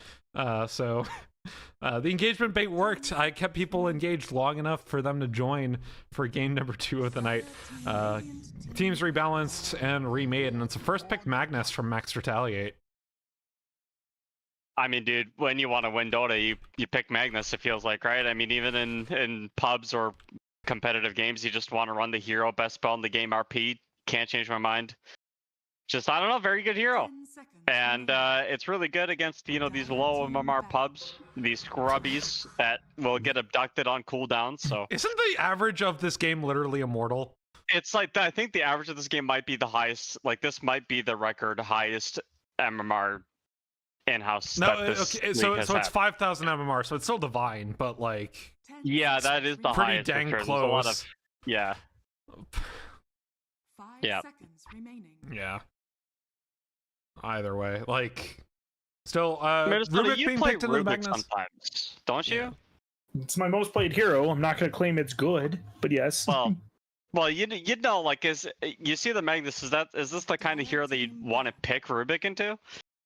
So I fall under the camp of you want easy to steal spells, and you want, like, there's easy to steal spells, and then there are spells that you just are good. Magic Missile, Ice Path, just solid spells that you can get. 10 seconds But remaining. like Jakiro has, Macropyre and Dual Breath, all are good. Versus like an RP versus a like Ravage. Once you understand like the jumping over the Ravage with a Blink Dagger, it's not an impossible spell to steal. But if you playing against a good Tide, you should never get it. You should also never be getting like Meat Hook and stuff. 10 seconds remaining. So those are really hard spells to get, but are really, really good. And I think Magnus falls under that, where it's, you have to hold shock. If you don't hold shock, you don't get the Rubik, you're getting RP'd. Like, it just is what it is. Is this another Invoker position 1? Please don't be another Invoker position 1. Well, you say that, but it did win last game. So. It did win, but not because it was playing position 1. Well, I don't know. I think math would tell you otherwise. 5 seconds remaining. It could be a flex. Maybe Frodo plays it mid too. Like, it could be, or Maybe Frodo plays it pause 5. Hold up. Unless Paint has to play support here for whatever reason, HK and Frodo are both support mains, so I feel like they should probably be support here. And they can flex math mid, right? I think Paint is support player, aren't they? If I'm not mistaken. I think they're a support player, yeah. Yeah, Okay. I'm pretty sure Paint is a 5 normally, and Okay. HK is a 4. So you're it's definitely Team putting 3 Frodo mid. support versus King of support. I don't know what Blocka's main role is. Blocka is a mid, Okay. actually. Yes. So 3 Yeah, support so versus 2 mid. Cool. Yeah, I do really think that the MMR distribution on these teams, like the Max Retaliate, have so much more MMR on their cores that it's going to be interesting to see how Dork Horse kind of react to that. Also, very weird that it's Dork Horse, considering that's literally Angry Sun's team, but that's okay. Yeah, no, they swapped. Yeah, they did. Yeah. 10 seconds remaining. I mean, Disruptor, 5 seconds remaining. right now it looks like Max Retaliate are just gearing up for that big team fight, right? They got the Magnus, they got the Disruptor. They don't really need much more team fight than that. You can get the Egg Interceptor and Disruptor, assuming the game is going to go as late as it did the last time, and put yourself up for a pretty good opportunity where if you get ahead early on, the best friend that you have is Glimpse, right? So you have Magnus, you have Disruptor, you have these really good Team pick. sort of tool to isolate targets, and they're going to put the Phantom SS in there too, to with the Empower on the Magnus and really good solo kill potential on targets that are isolated. Feels like a really coherent and strong draft, considering both the meta and the way that they could play the game. So I think Max Retaliator right now, pretty big advantage in the draft. Invoker and Rubik, neither of them have really good survivability tools to keep themselves alive if they do get misplaced by Glimpse or Magnus Skewer. So I think Dork Horse need either some sort of save or, better yet, some way to just kill the opponents, like big magic burst. But the Mars kind of feels like neither of those things. I think they might be trying to pair it with the Invoker. Like, if Rubik gets a really lucky steal on Disruptor ulti, you have Magnus ulti plus Disruptor ulti, but like that feels really They could Phoenix here. They could Phoenix, yeah. They're gonna Sven instead. Sven. Okay, so they're just gonna go full team fight, it looks like. Yep. All right. Yeah. We're gonna play like OpenAI plays Dota. Well, OpenAI playing Dota is like 10 seconds remaining. the most brain dead and intelligent thing I've ever seen in my life. It's ball up in OpenAI playing Dota happened 10 years ago. It did. Yeah. Like, and you know what? They would still win. They would still beat 80 human today if they used that same script. I'm not even gonna lie, dude. Yeah. My But they bad. would It just was ball up and not barrel 10 years through a ago. tower. It was in 2017, so that's my bad. 8 years ago. That was Holy 8 years ago. crap. Oh, yeah, it was. Oh Yep. my god. Yep. Can we go back to having our AI just play video games and like other games instead of generated by AI stuff? I know, dude, and like the whole conversation about like artists just starting to become irrelevant, very sad. Very sad. But I mean, they're not irrelevant because who else are the AI gonna train on? That's the thing, right? Like, it is starting to get to the point where a lot of like not to be non-empathetic, a lot of lower skill artists are starting to like lose out on a lot of income opportunities because of AI coming in nowadays. Yeah, because really it's cheap. It's very sad because it's like it's cheaper for a company to ask AI to do something and then ask someone else to touch it up than it is to. Yeah. Which, yeah, I think there's a lot of a big ethical quandary, but we shouldn't be talking about right now. That we should be talking about the draft. Slaughter are being picked up. I'm gonna ask OpenAI right now if Dark Souls is a Metroidvania game.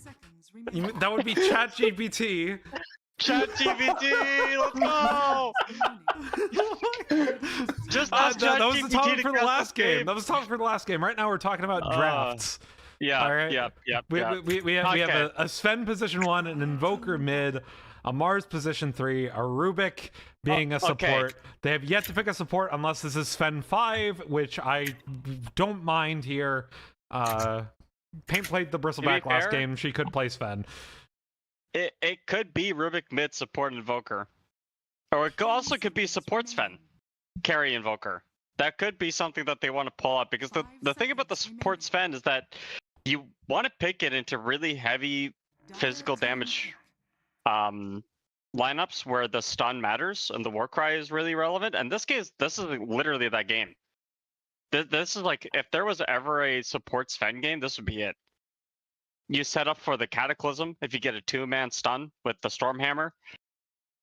I don't know. I'm kind of talking myself into it a little bit, and I hate it. But at the same time, I think if you were gonna do it, I mean, I don't think you 17 pick Sven here with what could be a core position at 24 if it's not potentially a support, right? Yeah.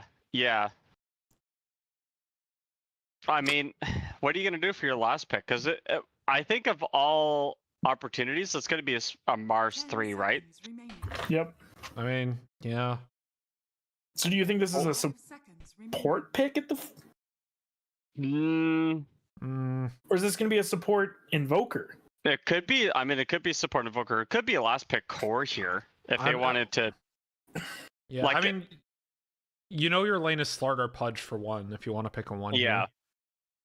It's a nasty. Max Retaliating must think that it's a mid hero that they're missing.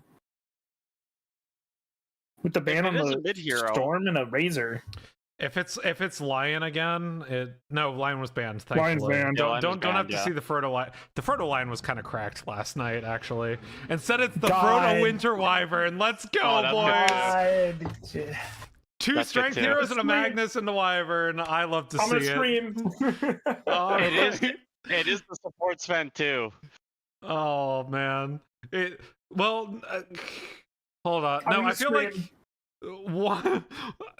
Is it really support Sven? Then who's the one? Yeah, is it a Math Magician 1 and then a Frodo Winter Wyvern mid? Yeah, it is. Yeah, it is. No. Oh, you know what? I actually think it's good though. I mean, it's Pudge, Slardar, Magnus. Really, the only hero that you don't love playing into here is Phantom Assassin, but you just go Orchid into Bloodthorn against that, right? So, if it's Core Wyvern, I don't hate it. I mean, the thing is, like, you empower the PA, and then PA kills everybody with the recursive. Yeah, that's true. Like the Jibber's gonna have to play a very specific way, and even if, like, we were talking about maybe having a save, well, now you have that. The Wyvern can just cold embrace whoever gets abducted, because the cast range on core Wyverns is typically pretty good. You'll have your neutral items up pretty early to get the extra cast range. I will say this is a support Magnus as well, because King is playing it, and it's a core Pudge. I believe. What is this game? What is this game? It doesn't make any sense. The Wyvern into all of this beef too. I don't know. The max HP is damage. I mean, I don't think this is as good a core Wyvern game as last game, but yeah, he's got the ward, Null Talisman, Tangos. So. Yep. Hold on. Oh, I have to reset pimp casting again. Hold on. We will be right back.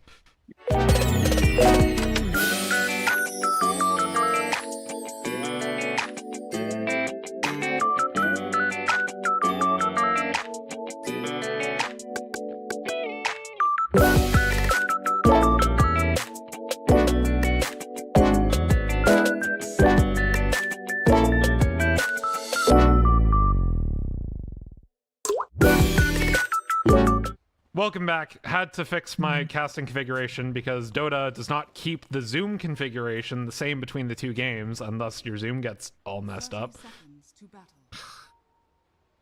Valve, please fix. If we got 3 clicks, Philip, to do Dota, do you think Valve would be better about bug fixing? Would you just call me? What? Do you know who 3 clicks, Philip, of CS:GO? Never mind. All right. Nope. Somebody in the chat or viewing what? Of CS:GO fame. 3 No. Hey, you know what? Next thing you're gonna say is that CS:GO is the Metrovania, dude. No, it's not. No. Oh my gosh. I'm excited to see how Frodo plays it. He's gonna say that CS:GO is a Valorant style game. Oh, dude, no, it's not. Oh my gosh. That doesn't even make sense. At least Metroidvania, like, as lineage comes chronologically before Dark Souls. Hey, Phil, that's a fucking joke. Oh my gosh. All right. Jokes are usually funnier when you have to explain them. Oh my gosh. I know, dude, I know. We are just bullying him on his own stream. Oh, yeah. It's fine. I'm used to it. It's all good. He knew what he was getting into when he invited me, dude. He knew that I was gonna roast his dumb takes. Okay, so regardless, well, okay. Can you at least agree with me that it was a good Winter Wyvern core game last game if they picked it? Last pick? I didn't pay attention, but I'll agree with you on that to save face. Yeah. Okay, cool. Well, regardless, I mean, like, again, beefy boys on the enemy team. You know, Arctic Burn. Beefy boys, but also getting a PA stuck in the Winter Wyvern ult is also really good. You can basically eliminate anybody. It is, but again, it really depends on who gets the jump on who. If the PA gets the jump on the Wyvern first, then and spaces for it, then the reactive curse kind of feels bad. Like, you really kind of need an early Orchid this game to make deal with the PA. Even especially when Curse is down. I've played this matchup a lot. As the 3 Wyvern, so right into the PA lane. That's a fucking... Ooh, gonna go on to HK in that Rubik. Wow, I cursed on my own screen. But the spear doesn't latch. HK should still die here. Oh yeah, he will. Another one. Glimpse back. Tries to get away with the Fairy Fire and the blink forward, and Chairbear gets the kill on Cozy. Or on HK. Cozy gets the kill on HK. Wow, and the Wyvern dies mid. Yeah, you don't want to get hooked, by the way. If you're playing this match mid and you get hooked, you're probably going to die, so. Yeah. Yeah. CS is not looking so good for the Radiant right now is the big thing. And this is kind of my problem with Invoker 1. You need CS really bad on this hero, probably more than anyone else. And like, if you're not getting denies on the hero, you're missing a really big part of the early advantage that you get with having an Invoker. It's really hard to deny against a Magnus and a Slaughter. Just very hard heroes to lane into. I mean, and I don't know what a support Sven really gives you in this lane either. The thing is, my last 2, by law of observation, right? The last 2 in-houses, which are the only 2 in-houses I've casted for Outback in-houses, the team that won lanes lost the game. So, you know, if this trend continues, then perhaps you just want to lose lanes. You know? Yeah, this game is probably not going to be any different, I'm not going to lie. Yeah. I mean, you've got a lot of late game scaling from this Invoker, Winter Wyvern, and this PA, right? But we'll see how it goes. I really don't know what this Sven does. I'm really scared that this Sven is just going to be a non-factor in this game. Could you explain what this Sven does here? Okay, so PA, Slaughter, Magnus, the physical damage. They want to kill you. They just want to bring your HP down to 0. But the Sven with the heavy plate and the Warcry gives so much physical damage reduction that it doesn't matter. And the other thing too is that you've got a big AoE stun against all these melee heroes. You're gonna, every time you use your Stormhammer, it's gonna be on 2 or 3 people. Oh my goodness! Nearly traded topside, but the Disruptor gets out as another hook lands on a Frodo. Pretty unfortunate. Yeah. And once Blanca gets level 6, that's going to be the time when Blanca starts making moves around the map. This is very typical of the Pudge. If they go top and they kill HK again, we could see a GG call. That's a joke, by the way. He wouldn't GG out, but... Well, he's walking right under a ward, so they know he's up here again. Yeah. Angry Sun was a bit tired about the meta heroes being picked against him last draft, so this time he picks the meta heroes. Yeah. It's a vicious cycle, but we'll see how it works. Oh. Hook misses mid. Block actually should die here. Gets the Dismember off, so he'll actually stay alive. W onto the creep. Blocka dies to the tower, but kills Frodo with it. No XP for the Winter Wyvern. No XP for the Wyvern. I mean, it is a bonus like 400 gold on your team, so it's like a 200 net worth swing in favor of the Wyvern. So I think you're actually pretty okay with that, because your levels here don't necessarily matter as much as just getting your Oblivion staff item as early as possible, whatever it is. Which in this game, I 100% believe should be Orchid. HK getting glimpsed back topside. JMC trying to save him. Gets the spear back on Jairbear. Which, I mean, Spear Fadebolt hurts like hell, but... they bot side, Blocka. Stops King away from Pain. He's pretty low, but they've got Mad Magician with the Dismember, and Blocka gets the kill. You know, Pain should have gotten hooked there, because it might have actually kept this carry alive. Her carry alive. Her carry. I meant Sven as the hero. My bad. I think if Sven got hooked, they both die. Mayhaps. I mean, they've got to do something about this Pudge. We look at the net worth. All top 3 net worth are max Retaliate. About 800 delta between the Pudge and the Mars, but the Invoker is way down in the dirt right now. This wasn't a game about the lanes for a Radiant though. This is just about the mid game. This is when you're trying to get level 6 on your cores, and then you want to start making plays around the map and doing stuff. You're just not getting to that point. And Jay. yeah, we talked about this in the draft, right? When Disruptor gets ahead, it's ain't a one in the landing stage. You have a Disruptor on your team. Yeah, it's gonna start getting bad. Frodo tries to use a rune to get away, but does not care. I mean, this is really tough because in a vacuum, Winter Wyvern does counter pudge pretty hard. But it's very difficult if you're up against a very good pudge player. Especially in the solo lane, if you get hooked a couple of times, it just snowballs so far in favor of the pudge. And block is already like 1,000 gold away from a blank, so it's like... When we're coming bottom, try to do something. Still not level 6, but should be able to melt the 2 cores that are down here, or the core and the Magnus. So they're going to try to donate this over to the Wyvern, and they do, so that's much needed goal. Angry Sun, only level 5, doesn't have level 6. Frodo now sitting level 6. As Blocka was looking bot, but decides against making the play. Now he's continuing. Pick something up from Courier, probably Blink Dagger. TP back from Angry Sun, but they're making the arrows bot side. Frodo trying to clear the wave. Blocka does not have Blink Dagger yet, actually.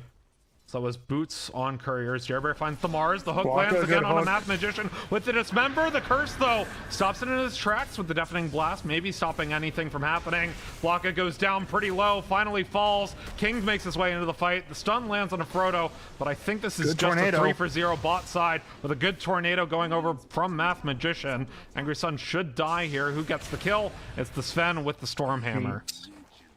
Yeah, and that's what the Sven support does. Like they made that jump, and then once the Sven pops the heavy plate, you can't kill them. You just don't have the damage anymore. I didn't realize how much armor he gives with that. Holy cow! And the barrier 11 as well. armor and 210 physical damage barrier, which is also affected by armor, by the way. Wow, yeah. I did not realize your game, Mr. Sven. So interestingly, I want an Frodo... apology, dude. Oh, Frodo I never trouble mid. What do you mean? I had no idea what this Sven would do. TP's coming in from the rest of the supports. They got the Dismember out. Frodo trying to get out. Stun lands from Paint. The glimpse back, though. Stops Paint from continuing the fight, but HK has already TP'd in. And the Sunstrike nearly takes down Blocka. JMC trying to get the hook. Whoa. No, the Spear does not quite get the kill. But they say Frodo. That's all that matters. Yeah. I'm interested to see why he's going the Witchblade here. I just think Orchid is better in this situation, but what are your thoughts on it? Dude, I'm gonna let my boy take care of that question. I'm eating Timbits. I mean, what do you need it to do? You think the Orchid's better with the silence in this game? It's better with the silence because of all the Jerbear. They're gonna kill Jer top. Yep, Sunstrike on top of him. Down he goes. So it's the silence to help control the PA from running rampant in the fights, especially gets the jump on you, right? And also can stop, can act as a save for things like Dismember or keep a Disruptor from doing things in fights. So, or even if you can catch the Magnus jumping in, you can silence him. It's I like Orchid, but also I think they are just they're gonna try to make this Winter Wyvern hit like a freight train from the back line. Yeah. Almost be like a sniper-esque hero, and Witchblade just allows you to do that, and then go into the not the Parasma, but it starts with a P. And that crit hurts. It is in fact Parasma. Is it? I'm so smart. It is, yeah. Yeah.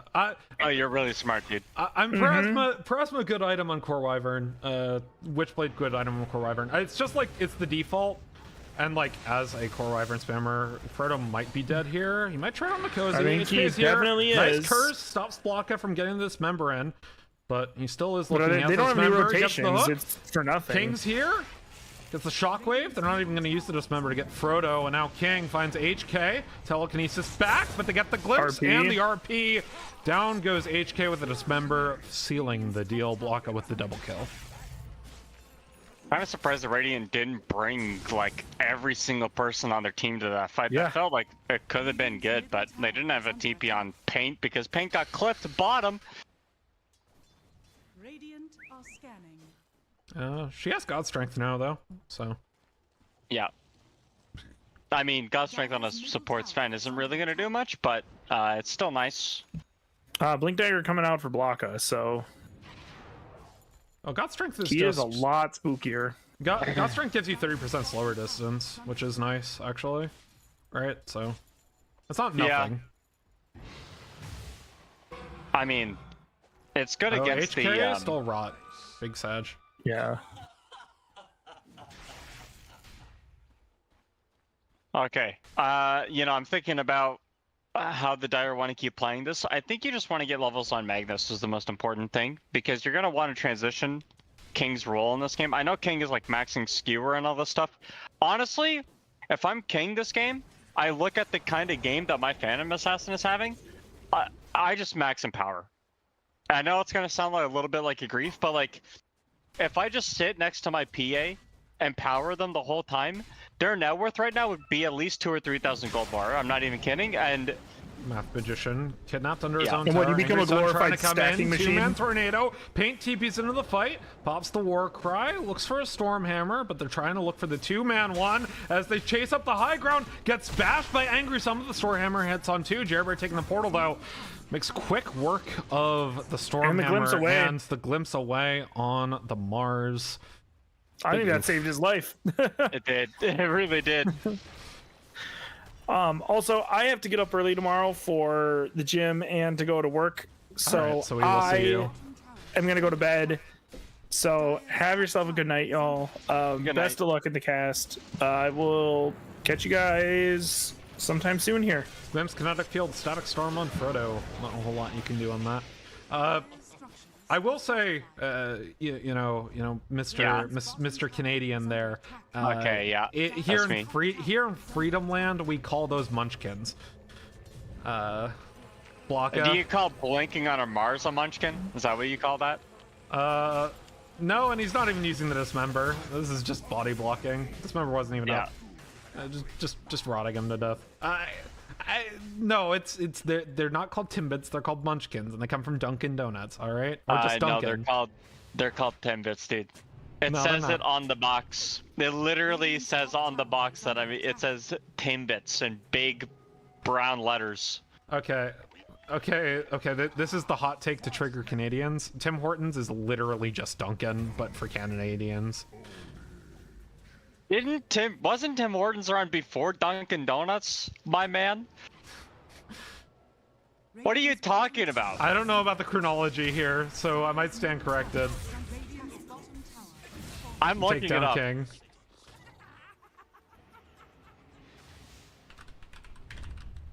Oh no, Dunkin' Donuts was founded in 1950.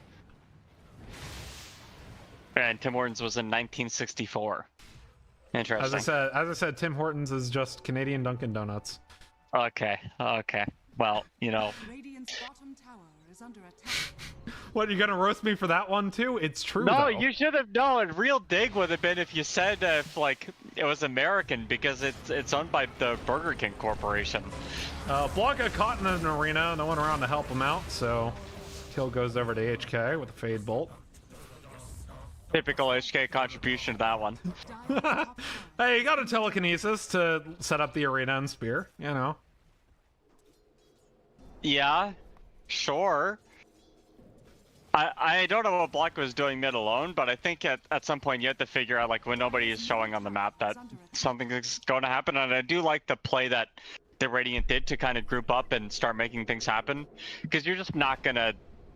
If you keep going the way you were before, it's not gonna work out. And Frodo, dude. if he can find the curse here, it would be huge. Can he get around to Cozy? The blink comes in from Jerbear, but he turns back around Jerbear, and now this will be a double kill for Frodo as he takes down two. Jerbear trying to blink back into the fight, able to take down the Invoker, but is now 1v3 and has no one to save him. Beautiful curse from Frodo Laporte, using the trees to his advantage. Elsewhere on the map, the Sven dies, but they are very happy with that fight. Oh, dude, that is actually so good. Frodo did have Cold Embrace, actually, but you know what? We listen, we don't judge. I did want to point out that slight misplay. You know, I mean, we're at the Frodo's better than that to know to use Cold Embrace. The man is over a minute late to his Witchblade, and he's only getting it now because of that fight. So you know, yeah. Like, and 15 minutes is like the latest you should be getting it as a 3. I don't know what that timing is supposed to be as a mid. So these guys have to chill. They can't keep Cozy? going. Oh no. What? Telekinesis No, on they're gonna pay King. for it. He's got the reverse polarity, but it's got to be careful because HK is in the wings. Arena onto King, block out, blink forward, gets a dismember. Cold Embrace gonna save him for the time being, but King is looking to the side, and the hook from HK blinks him right back in to the King. Reverse polarity, but they're gonna continue this fight. They take down the Mars and the Rubik. Berta's gonna try to get out of this one with paint in tow. Blocka, blink, God Strength pop. I don't know if you're gonna want to turn this around, my friend. Arctic burns up in 3 seconds.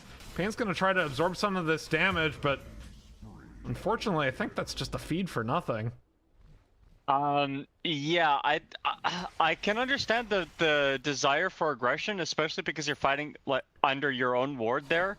Great ward, by the way, for the Radiant to see everything, and especially with the lack of trees that are in the area, they definitely saw everything that they needed to, but they didn't have ults. And look for the move on King here. So lands as well as a stolen Shockwave. Jeez. Shockwave with Arcane Supremacy. Pretty good. Yep. Oh. Yeah, no, it's really good. And the Witch... you know, we were talking about the difference between Witchblade and Orchid. I actually think Witchblade on Wyvern is a little bit more important this game because your job is to be hitting...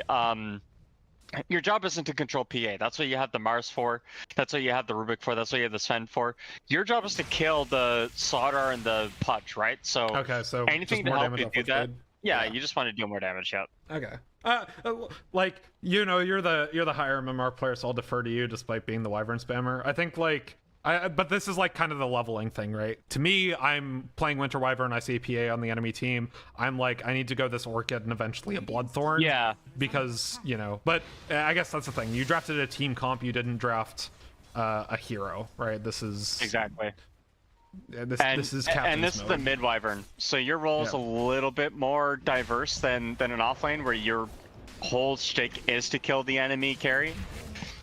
You kind of need to play or the enemy tanks, depending on what game it is. But yes. Yeah, very game dependent for the mids. So, and I do like the transition over to the Aghanim Scepter too, just for the stats and the fact that Arctic Burn is going to do so much work this game.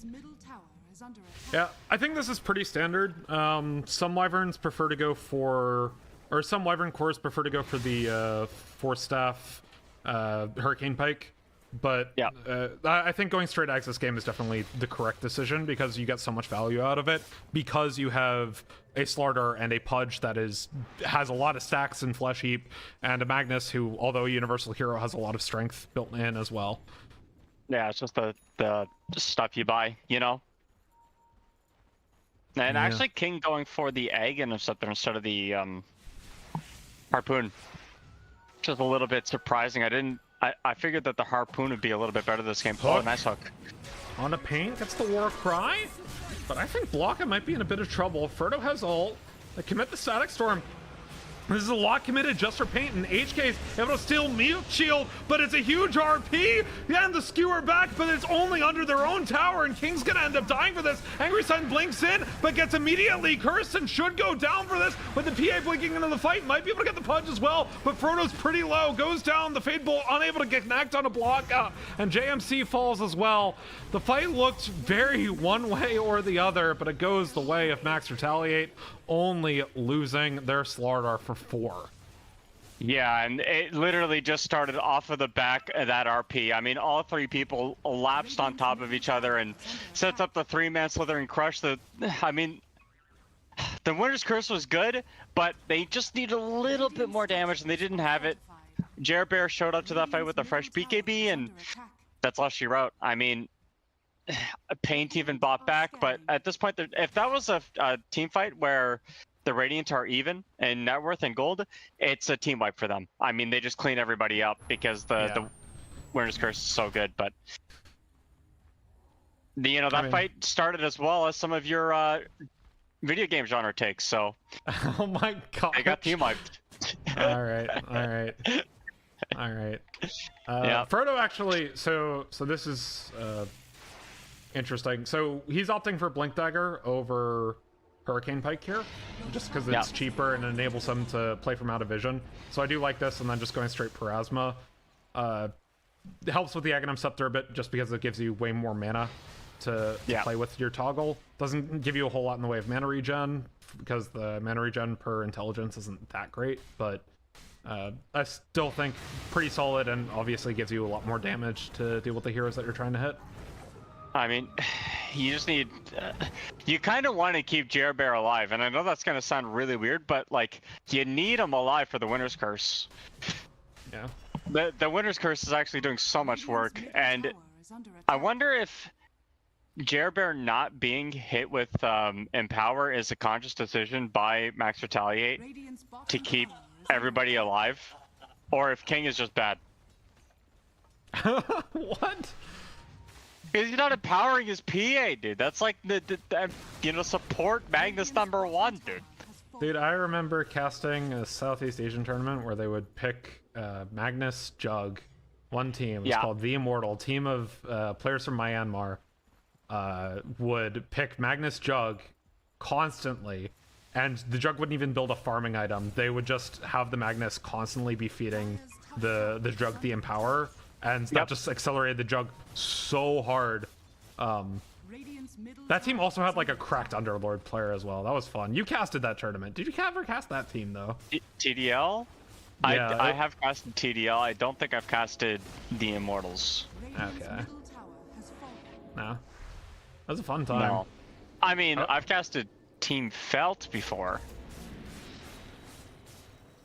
Or the people that used to play for Team Felt. I don't know what their team name is called now, but it's like Ram in them. I was just curious if, because I know you occasionally did some of the C stuff, or were you just lobby admin? I can't even remember.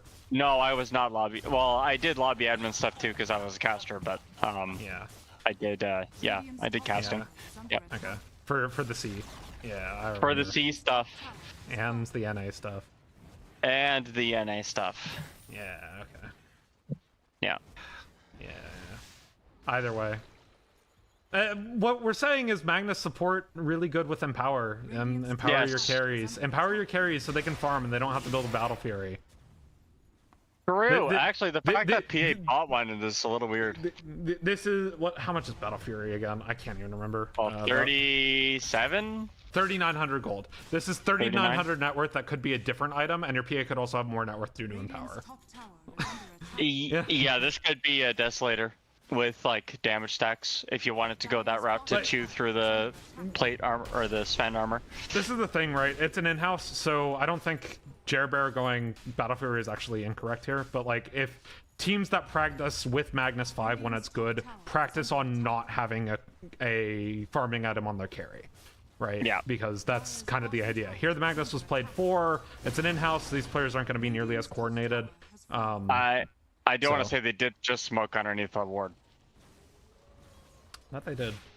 Frodo, meanwhile, sitting 440 gold off Ags. I think this is the timing that they're waiting for right now, because it's just that much more damage. Paint, though, looking for Cozy. Blink, getting the Stormhammer, and a little bit off base with the Sunstrike. I think Cozy gets out of here. Yeah, he does. And it just comes down to that innate ability, which is so, like, it saves your life at least twice in every game. It's so annoying. But they have Aghanim Scepter on Magician now, right? So Math can maybe time the Cataclysm right, or if they want to get the Arena to start things off, you can Cataclysm on top of that. GMC is going to look to get his BKB here pretty soon. Pretty big item. Math's like Ancient, so he should be good enough at the timing with Curse to not mess up Sunstrikes and Katas. Now when I was climbing the ranks with Winter Wyvern and I had Invoker on my team and they would Sunstrike people while they were under the effects of Curse, it really made me mad. Yes. I'm like, I understand you are Crusader and or Archon, but please. To be fair, if you're playing Invoker at Crusader, you got more fundamentals to work on than just Sunstriking someone that's Winter Cursed. I mean, true. True. You know, respect to my homies on the grind out there. Dude, what are your takes on Dazzle 3 after the nerfs? I still think Dazzle's broken, dude. But as a 3, though, is my question. Yeah, as a hero, like in general, you could put it to anything. I play carry sometimes. So, like, the hero is just, like, basically free pathing when you're ulti. You can't take damage or do anything in your ulti. Yeah, they kind of reduced the range on it a little bit, but honestly, and like the Aghanim Scepter doesn't increase the heal on itself anymore. Well, it doesn't increase the damage on itself anymore from enemies too. Yeah, I mean, honestly, it like hurts his farming ability. Jerbear is going to die here. He's gonna try to trade for Math Magician, who gets saved by Paint, actually. And Jerbear BKBs and gets out, but that was a very clutch war cry. King's looking. Curse only able to hit on a Cozy and no one else as Angry Sun tries diving on a Fertile Port. Gonna use the Aghanim Scepter to get away, but the RP lands on top of 2 with the Static Storm coming down. The Cleaves coming in from Jerbear. Down goes the Invoker. JMC gonna be saved a little bit by the Cold Embrace, but he gets taken down by Blocka with the ultimate and a nice kidnap on a Fertile Port as well. We could be looking at game here soon. I'm not gonna lie. This is a pretty pretty washed up fight, and it just comes down to the fact that the Radiant didn't get the initiation they wanted. Jerbear lived that BKB, and that's basically all she wrote. I mean, you really need to start the fights off with an arena, even if it feels like, even if you know you're gonna die when you pop the arena, you need the arena down with your team in the fights, just so that you have something to fight around.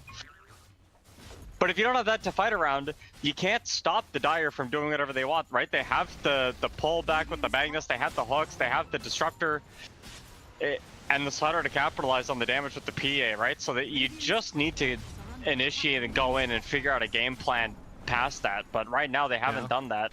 I also think the Curse was just a little bit unfortunate. The range on Curse, notoriously pretty low, as well as the range on Curse targets. That's just unfortunate, running right into the Blocka hook. Cold Embrace gonna try to stay alive, the spear away, and the telekinesis as well, but Frodo just ends up feeding. Yeah, 4 seconds until Curse. Curse comes back up. Stolen RP though, with the Cataclysm coming down! Doesn't quite kill anyone. Blocka barely stays alive. And the blink back in from Jerbear onto Paint. The Tornado unable to connect onto one. And the Kidnap on the Sven as well. Buyback from the Mars. Oh, that was so good from HK. So cool. And Math. It just wasn't enough damage. Oh. They've got to blink and kill Blocka, dude.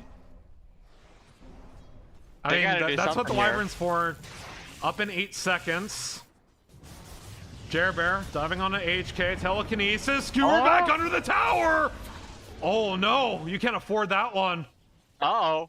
Jerbear goes down. Winter Wyvern's back up with Curse available. Frodo gonna look for the engagement, gets the Curse under the Disruptor, and the hooks barely saves the Disruptor, but JMC's here, gets the shield bash in. Blocka's in trouble, gets stunned up by the Stormhammer as Frodo is just trying to chew through King right now.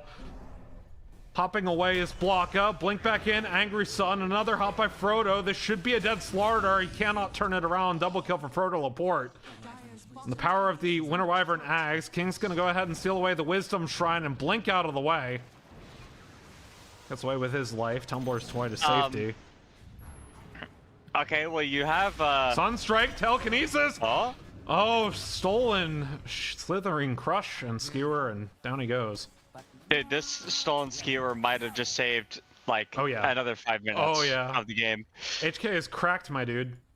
Yep. Yep, that stolen Skewer. I mean, obviously Jerbear isn't planning around into Rubik with a Skewer, let alone landing it on you. Alright. Oh, well, that was good. Frodo playing for the Blink Dagger. I do like this over a Hurricane Pike here, just because you want to actually, instead of counter initiate with Curse, which is what you typically do as like a 3 Wyvern, you want to actually be the one initiating. So Blink helps you do that a bit more effectively than a 4-staff would. So I like it.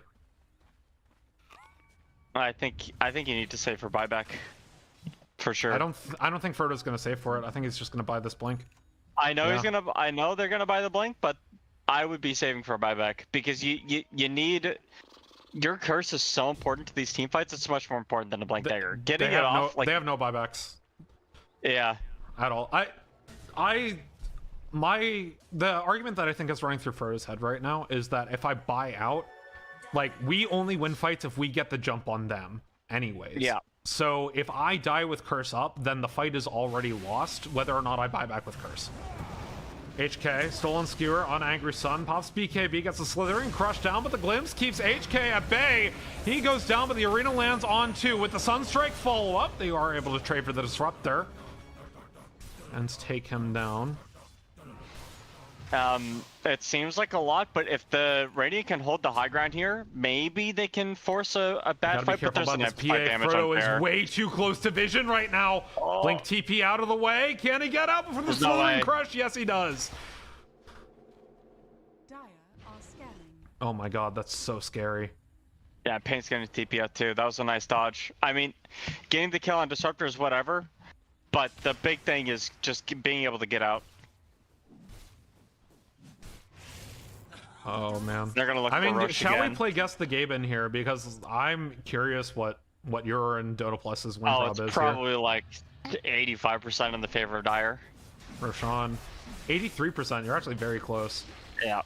Yeah. The thing is, it almost feels like that 15-17% that's being given to Radiant right now feels a bit more to some extent, because on paper, you know, like, oh, because it's 19 net worth advantage, 30 minutes or whatever, but it's like, if you get your abilities off first in a team fight, I think you can just win at this stage in the game with the Cataclysm up and available, and with, you know, this Aghanim Scepter, Blink Dagger, engage from Frodo. So it really is going to be on Frodo to be the first one to engage in fights, and then JMC and the Invoker of Math Magician to follow up on that. But you just have to be careful, because King is always going to be on that sideline, right? Like, he's been looking for these abductions this whole time, and now that he's got the Aghanim's that they're finished up, he's going to go for the Aether Lens next. It's going to be so hard to stay alive. I mean, it doesn't matter who you are. Even the Mars could get picked off here with how far behind they are, and yeah, King, you meet the moment he saw somebody, he started going. Oh, Frodo. Link dodge, the dagger in the air. JMC also has Blink Dagger, but they know Jerbear has the Aegis, and that's not the target they want. Realistically, they want to catch all 5 in something and then have a curse to follow up and ring through, and the kidnap doesn't quite hit. He gets stopped by the telekinesis as JMC pops the BKB. The arena only good onto the Magnus as King tries using an RP to stay alive, but he goes down, and I think HK stole the RP? No, he has Skewer. Oh, that's good. That's good too.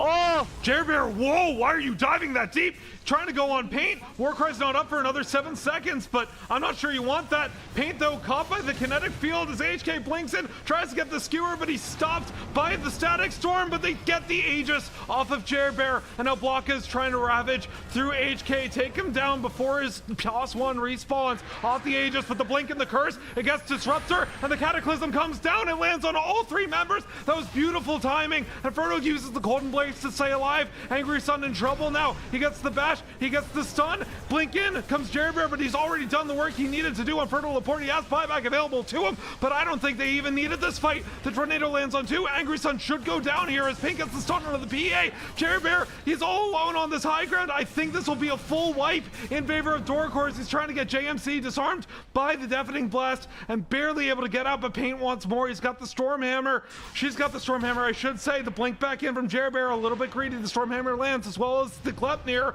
They've got the meteors coming down, and Jerbear barely survives.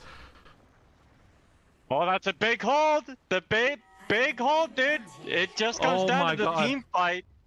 The team fight for the Radiant is so hard to get into, and I mean, honestly, I don't like singling people out, but that's a little bit on King. Getting caught out using RP onto one person in an arena, you got to be more patient if you're Magnus. You have, unless you know you're getting a target, you cannot go up high ground. Your RP is like 3/4 of your team fight. And I want to shout out Frodo. This is the importance of knowing when a 2-man curse is good, right? Jerbear was already started to blink in. You 2-man curse onto the Disruptor. The second curse is very short because the Disruptor was so low health, so it sets up perfectly for your Cataclysm, which was chef's kiss. So as much as we harp on the Magnus not doing what he needed to do at the start of that fight, Dark Horse's Radiant side, just absolutely phenomenal team play to keep that hold rolling. I mean, I'm looking at the Dire setup now, and you know, Blanca ravaged the early part of this game, got a couple of kills, but the BKB timings are starting to whittle down now, right? We're at the 8 seconds for Pudge. Okay, well, he's still fine, but 6 seconds for Phantom Assassin. I think Slardar is that 6 seconds? Once again stopped by telekinesis, and the tornado actually lands on 2. The hook, though, stops the Sven in its tracks. Does have buyback available, but Frodo, he's got cursed. The RP, though, barely gets Frodo, and he's caught in a static storm. I didn't even think he was in range of that, but he's able to get out of the static storm. The Mars dies, has buyback available. The curse is used just to stop the BKB from coming down, but the Cataclysm is a little bit too early. Not able to hit that timing. But a refresher has been used. I don't know who had that. It was Invoker. It's Invoker. Yeah. Invoker has Refresh Orb, so they're going to have a second Cataclysm. They won't have a second Curse for another 60 seconds, but the health bars are low. The stun lands on a Jerbear with the Gleipnir. The hook, though, the Cataclysm comes down. It's able to snipe Jerbear. He goes down. Block has BKB, but he's up on the high ground, and he has no teammates available to help him out. And the save comes in from the Winter Wyvern, and now it just uses the percent health damage to chunk through Blanca. Cozy is going to fall as well. Oh, it's a full wipe for only a handful of buybacks, and the Radiant side is fully in this fight now. Okay, well, you know, this Wyvern's a problem, dude. I love to see it. I love to see it. The Wyvern's a problem. The Refresher buy from Math is an all-in purchase to try to keep your base alive. And it works out in spades. I mean, you got Parasma now. Oh, it's beautiful. The fact that Jared got caught with the Cataclysm, it wasn't even his. It was the Slaughter's. He blinked back to the Slaughter, and the Slaughter's Cataclysm killed him. Oh man, this is so much more exciting than game number 1. I love it. I love it. Is it? You don't want to go on tangents? We can talk about. Yeah. Oh man, that was an all-time tangent. All right, that was a fun one. I need new material with Minnesota Nice now though. True. Oh man. You ever wonder why Phoenix is spelled stupid? Huh? Like Phoenix, the word Phoenix. With the O before the E. Well, yeah, like what? You don't even say the O in the word. Why is it spelled the way that why isn't it F-E-N-I-X? Phoenix etymology. Like, why is it it comes from the Greek P-H-O-I-N-I-X, which refers to a Phoenician, or potentially is derived from Phoenician, reddish purple, or Phoenix, and Phoenician spelled P-H-O-E-N-I-C-I-A-N. So I think it's based on the civilization, the Phoenicians. So that would be why. The Phoenicians? Interesting. Okay. It's like it might be the Phoenician bird, but it might not be. Etymologists are kind of trying to figure that out. Aren't the Phoenicians like Carthaginians? In ancestry? I mean? I'm pretty sure. This smoke play is crazy, by the way, and Invoker's gonna and Invoker spots it out. Yeah. Okay, the fact that they're going into this is nuts. So it's gonna be. Oh no! If the curse lands, Jerbear though away from his team. So Ferdo's gonna try to go on Cozy. Absolutely melts him, but the arena gets stopped and the disruptor goes down for the Mars. Jerbear trying to find his way onto Frodo. Actually goes on to Paint, but is disarmed by the Heaven's Halberd that was purchased. Ferdo's gonna try to TP out and barely does. Oh my goodness. You're very happy with that if you're Dire side, but man, oh man, so close. They know we're Invoker Math gets out. I think if you're angry, son, you do kind of have to risk blink stunning random trees. But yeah, I mean, you are happy if you're the Dire, but at the end of the day, you've took that fight so far away from your base. by the time you do get the creeps to the enemy high ground, Mars is going to be up again with Arena. So it's like, I love the harbor pickup on Paint though. This is exactly what you pick the Sven for. This is perfect atomization and going for a Hex on top of it. Except Paint is dead, which is unfortunate. Yeah, seems like it. Math Magician should be able to Ghost Walk to safety. Paint does not have buyback. 3 minutes, 22 seconds cooldown on it. She will stay alive for a bit longer than your average support, as she is playing Sven. Mars is going to be back up soon with Arena, but they are going to try to make this high ground push with the Warcry down.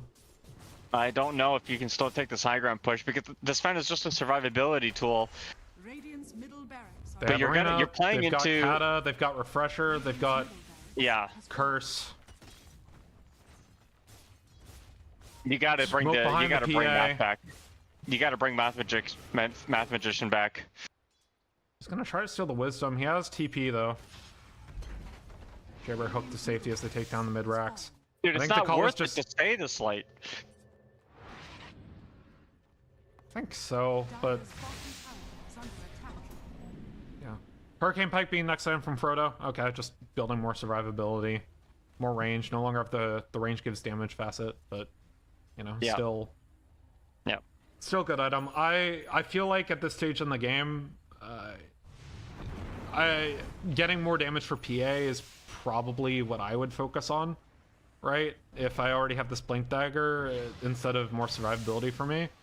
So I personally would transition to a Bloodthorn, but I'm also not immortal when Frodo is, so. This team cannot stop smoking under wards, dude. That's the second time they've smoked not underneath the Sentry Ward.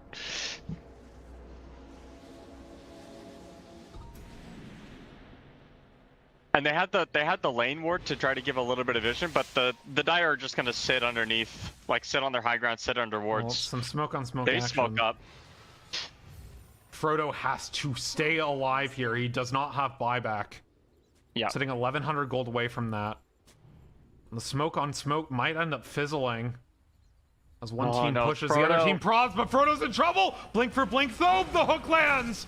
Frodo, I don't think he's gonna be long for the world. The stolen hook, not able to save him. And he does not have buyback available. The 4-man arena will not matter. As they have BKBs, the tornado set up. They might try to get the Cataclysm down. A little bit early on the Cataclysm timing though. And it's not able to get a whole lot of damage. Stormhammer lands into the Disruptor. Yule Scepter finds JMC and he's down. No buyback either. Math Magician finds the Disruptor on the backside of the fight though. Okay, well they do have Refresher 50 seconds. Blink, Paint, Stormhammer, Tornado, EMP. They're just gonna keep playing around this hook. Stolen hook doesn't quite land. 38 seconds on Wyvern. Throwing it out. Oh, stun back around on Paint. Block, hooked by the stolen hook, but King gets the skewer on HK! And down he goes, no buyback available, 24 seconds on Wyvern. The only buyback up right now is Math Magician and this Magnus. And Math Magician will need to buy back when the Wyvern's back up. 14 seconds, immediate buyback, Math Magician. It only takes one curse, and a beautiful Sunstrike takes down Blocka. Buyback on HK now, he got the assist gold for that. I mean, maybe you can force fight here, 3v3. No, I think they're gonna back away. But the thing about that last team fight was the Dire barely used any ults, so they're still gonna have everything up and locked and ready to go. And the Radiant were fighting the whole time under a ward, man. They can't. They gotta get their ward, the vision under control. This is Dota basics, dude. You cannot keep fighting under vision when there's a Magnus on the game. Rashawn being started. This one's got a cheese and refresher shard. Yeah, refresher shard. I mean, you can give that to the Disruptor. Sunstrike! Sunstrike! Hey, they get the gold at least. Okay, that's cute. Frodo needs a buyback. I'm not gonna lie, dude. I would literally sell Dragonlance for buyback if I'm Frodo. Yeah, like you need. I'm kind of with you there as well. Than your Dragonlance. At this point in the game, the other thing is, in this situation, if I'm building a pike, I'm building the 4-staff first every time. Yeah. Because you no longer get the extra damage from Dragonlance, because it gives you no stats that actually matter because you're an int hero again, and the range doesn't give you bonus damage, so you're only getting it for the range and like the attack speed and health, right? So you do also have the magnifying monocle, so your cast range, if you could sit back and not take any damage, you're the most dangerous hero on the map. Yeah. I mean, I love seeing Core Wyvern. I would hate to see it lose, but it is looking very dire for the Radiant team right now. Excuse me? That's looking... Yes. Well...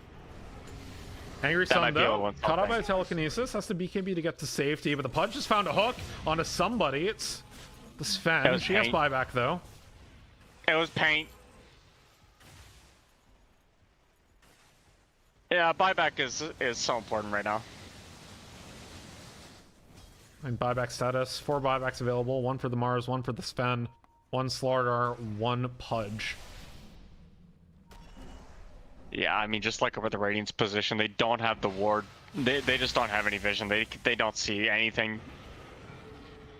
It's so difficult for them to find any sort of angle that would catch the Radiant top or the Dire off guard. Radial Deafening Blast, 3 meteors, and the hook gets Jerbear to safety. He does have Aegis of the Immortal.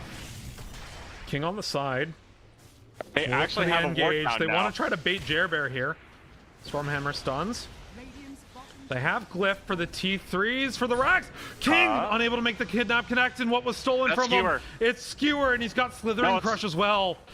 Meanwhile, Frodo not doing a whole lot of damage to Jerbear through the evasion, but they get the Stormhammer. HK, stolen Skewer, back under the T2s. Jerbear trying to blink to safety, finds his way onto paint. I don't know if this is going to be nearly enough as the Static Storm comes down into 2-man RP. Unable to connect with the Skewer follow-up, though, and they will get Jerbear's Aegis. No, he's able to cheese. He stays alive for a little bit longer, I should say Satanic, but he finally falls into the Aegis of the Immortal.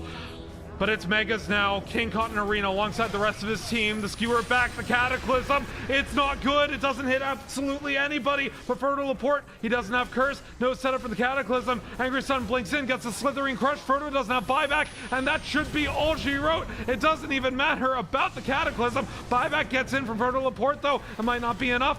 Here comes Jerbear. He's going to go down. The buybacks now. The hold, just barely, but they've lost Megas.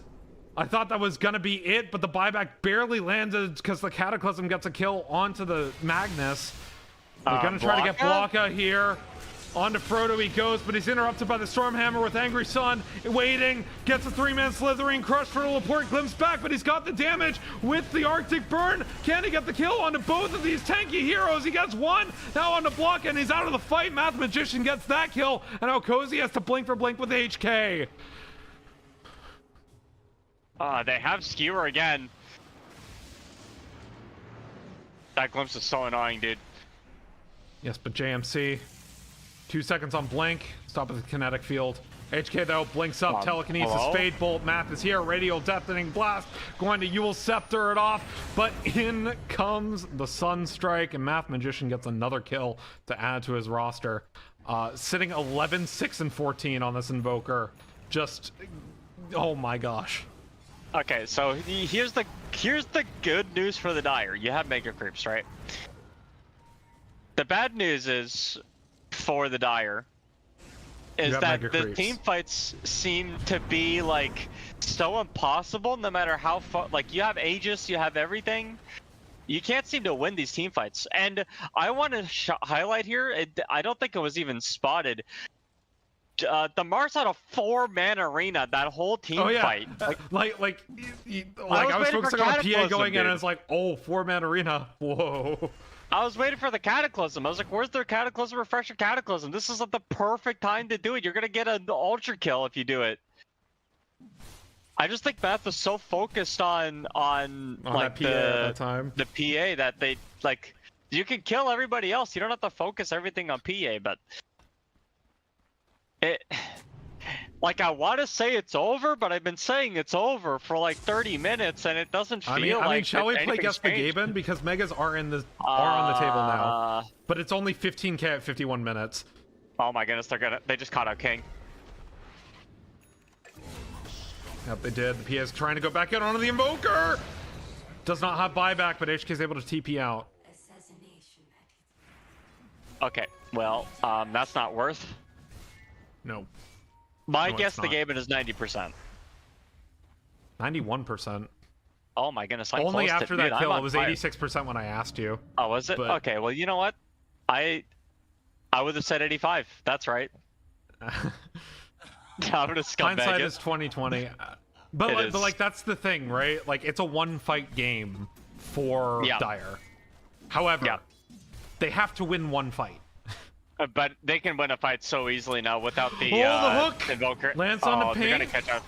This could Trying be to get out. Paint does not have buyback. It's on cooldown in the blink up. Colonel Port caught between a rock and a hard place, but the arena might be able to save him. Barely he's broken up, gets the curse on Angry Sun, but there's not enough damage from the PA to take down the Slardar. But the refresher from JMC gets a two-man stun up against the arena sides, but Fertile Port still goes down, and I think that may be all she wrote. I said that once earlier in this cast, and this time it will actually ring true. Down goes the Mar. He has buyback. It's only the Rubik the Mars available, and 53 seconds on the next core.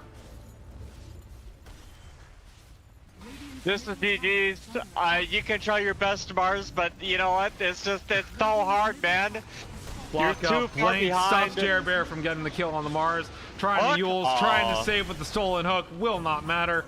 Telekinesis from HK gets him to safety, but the buybacks here for Math Magician. Double kill for Jerbear as he dives on the tower, but the Ancient is way too low. And the game goes over to the Dire side, this time playing as Max Retaliate. And Angry Sun can say that he won with the meta heroes this time around. That's all the time for tonight's broadcast. My name's been Paint, or my name's been Finnick, that's been Plate. We'll see you around. Bye-bye.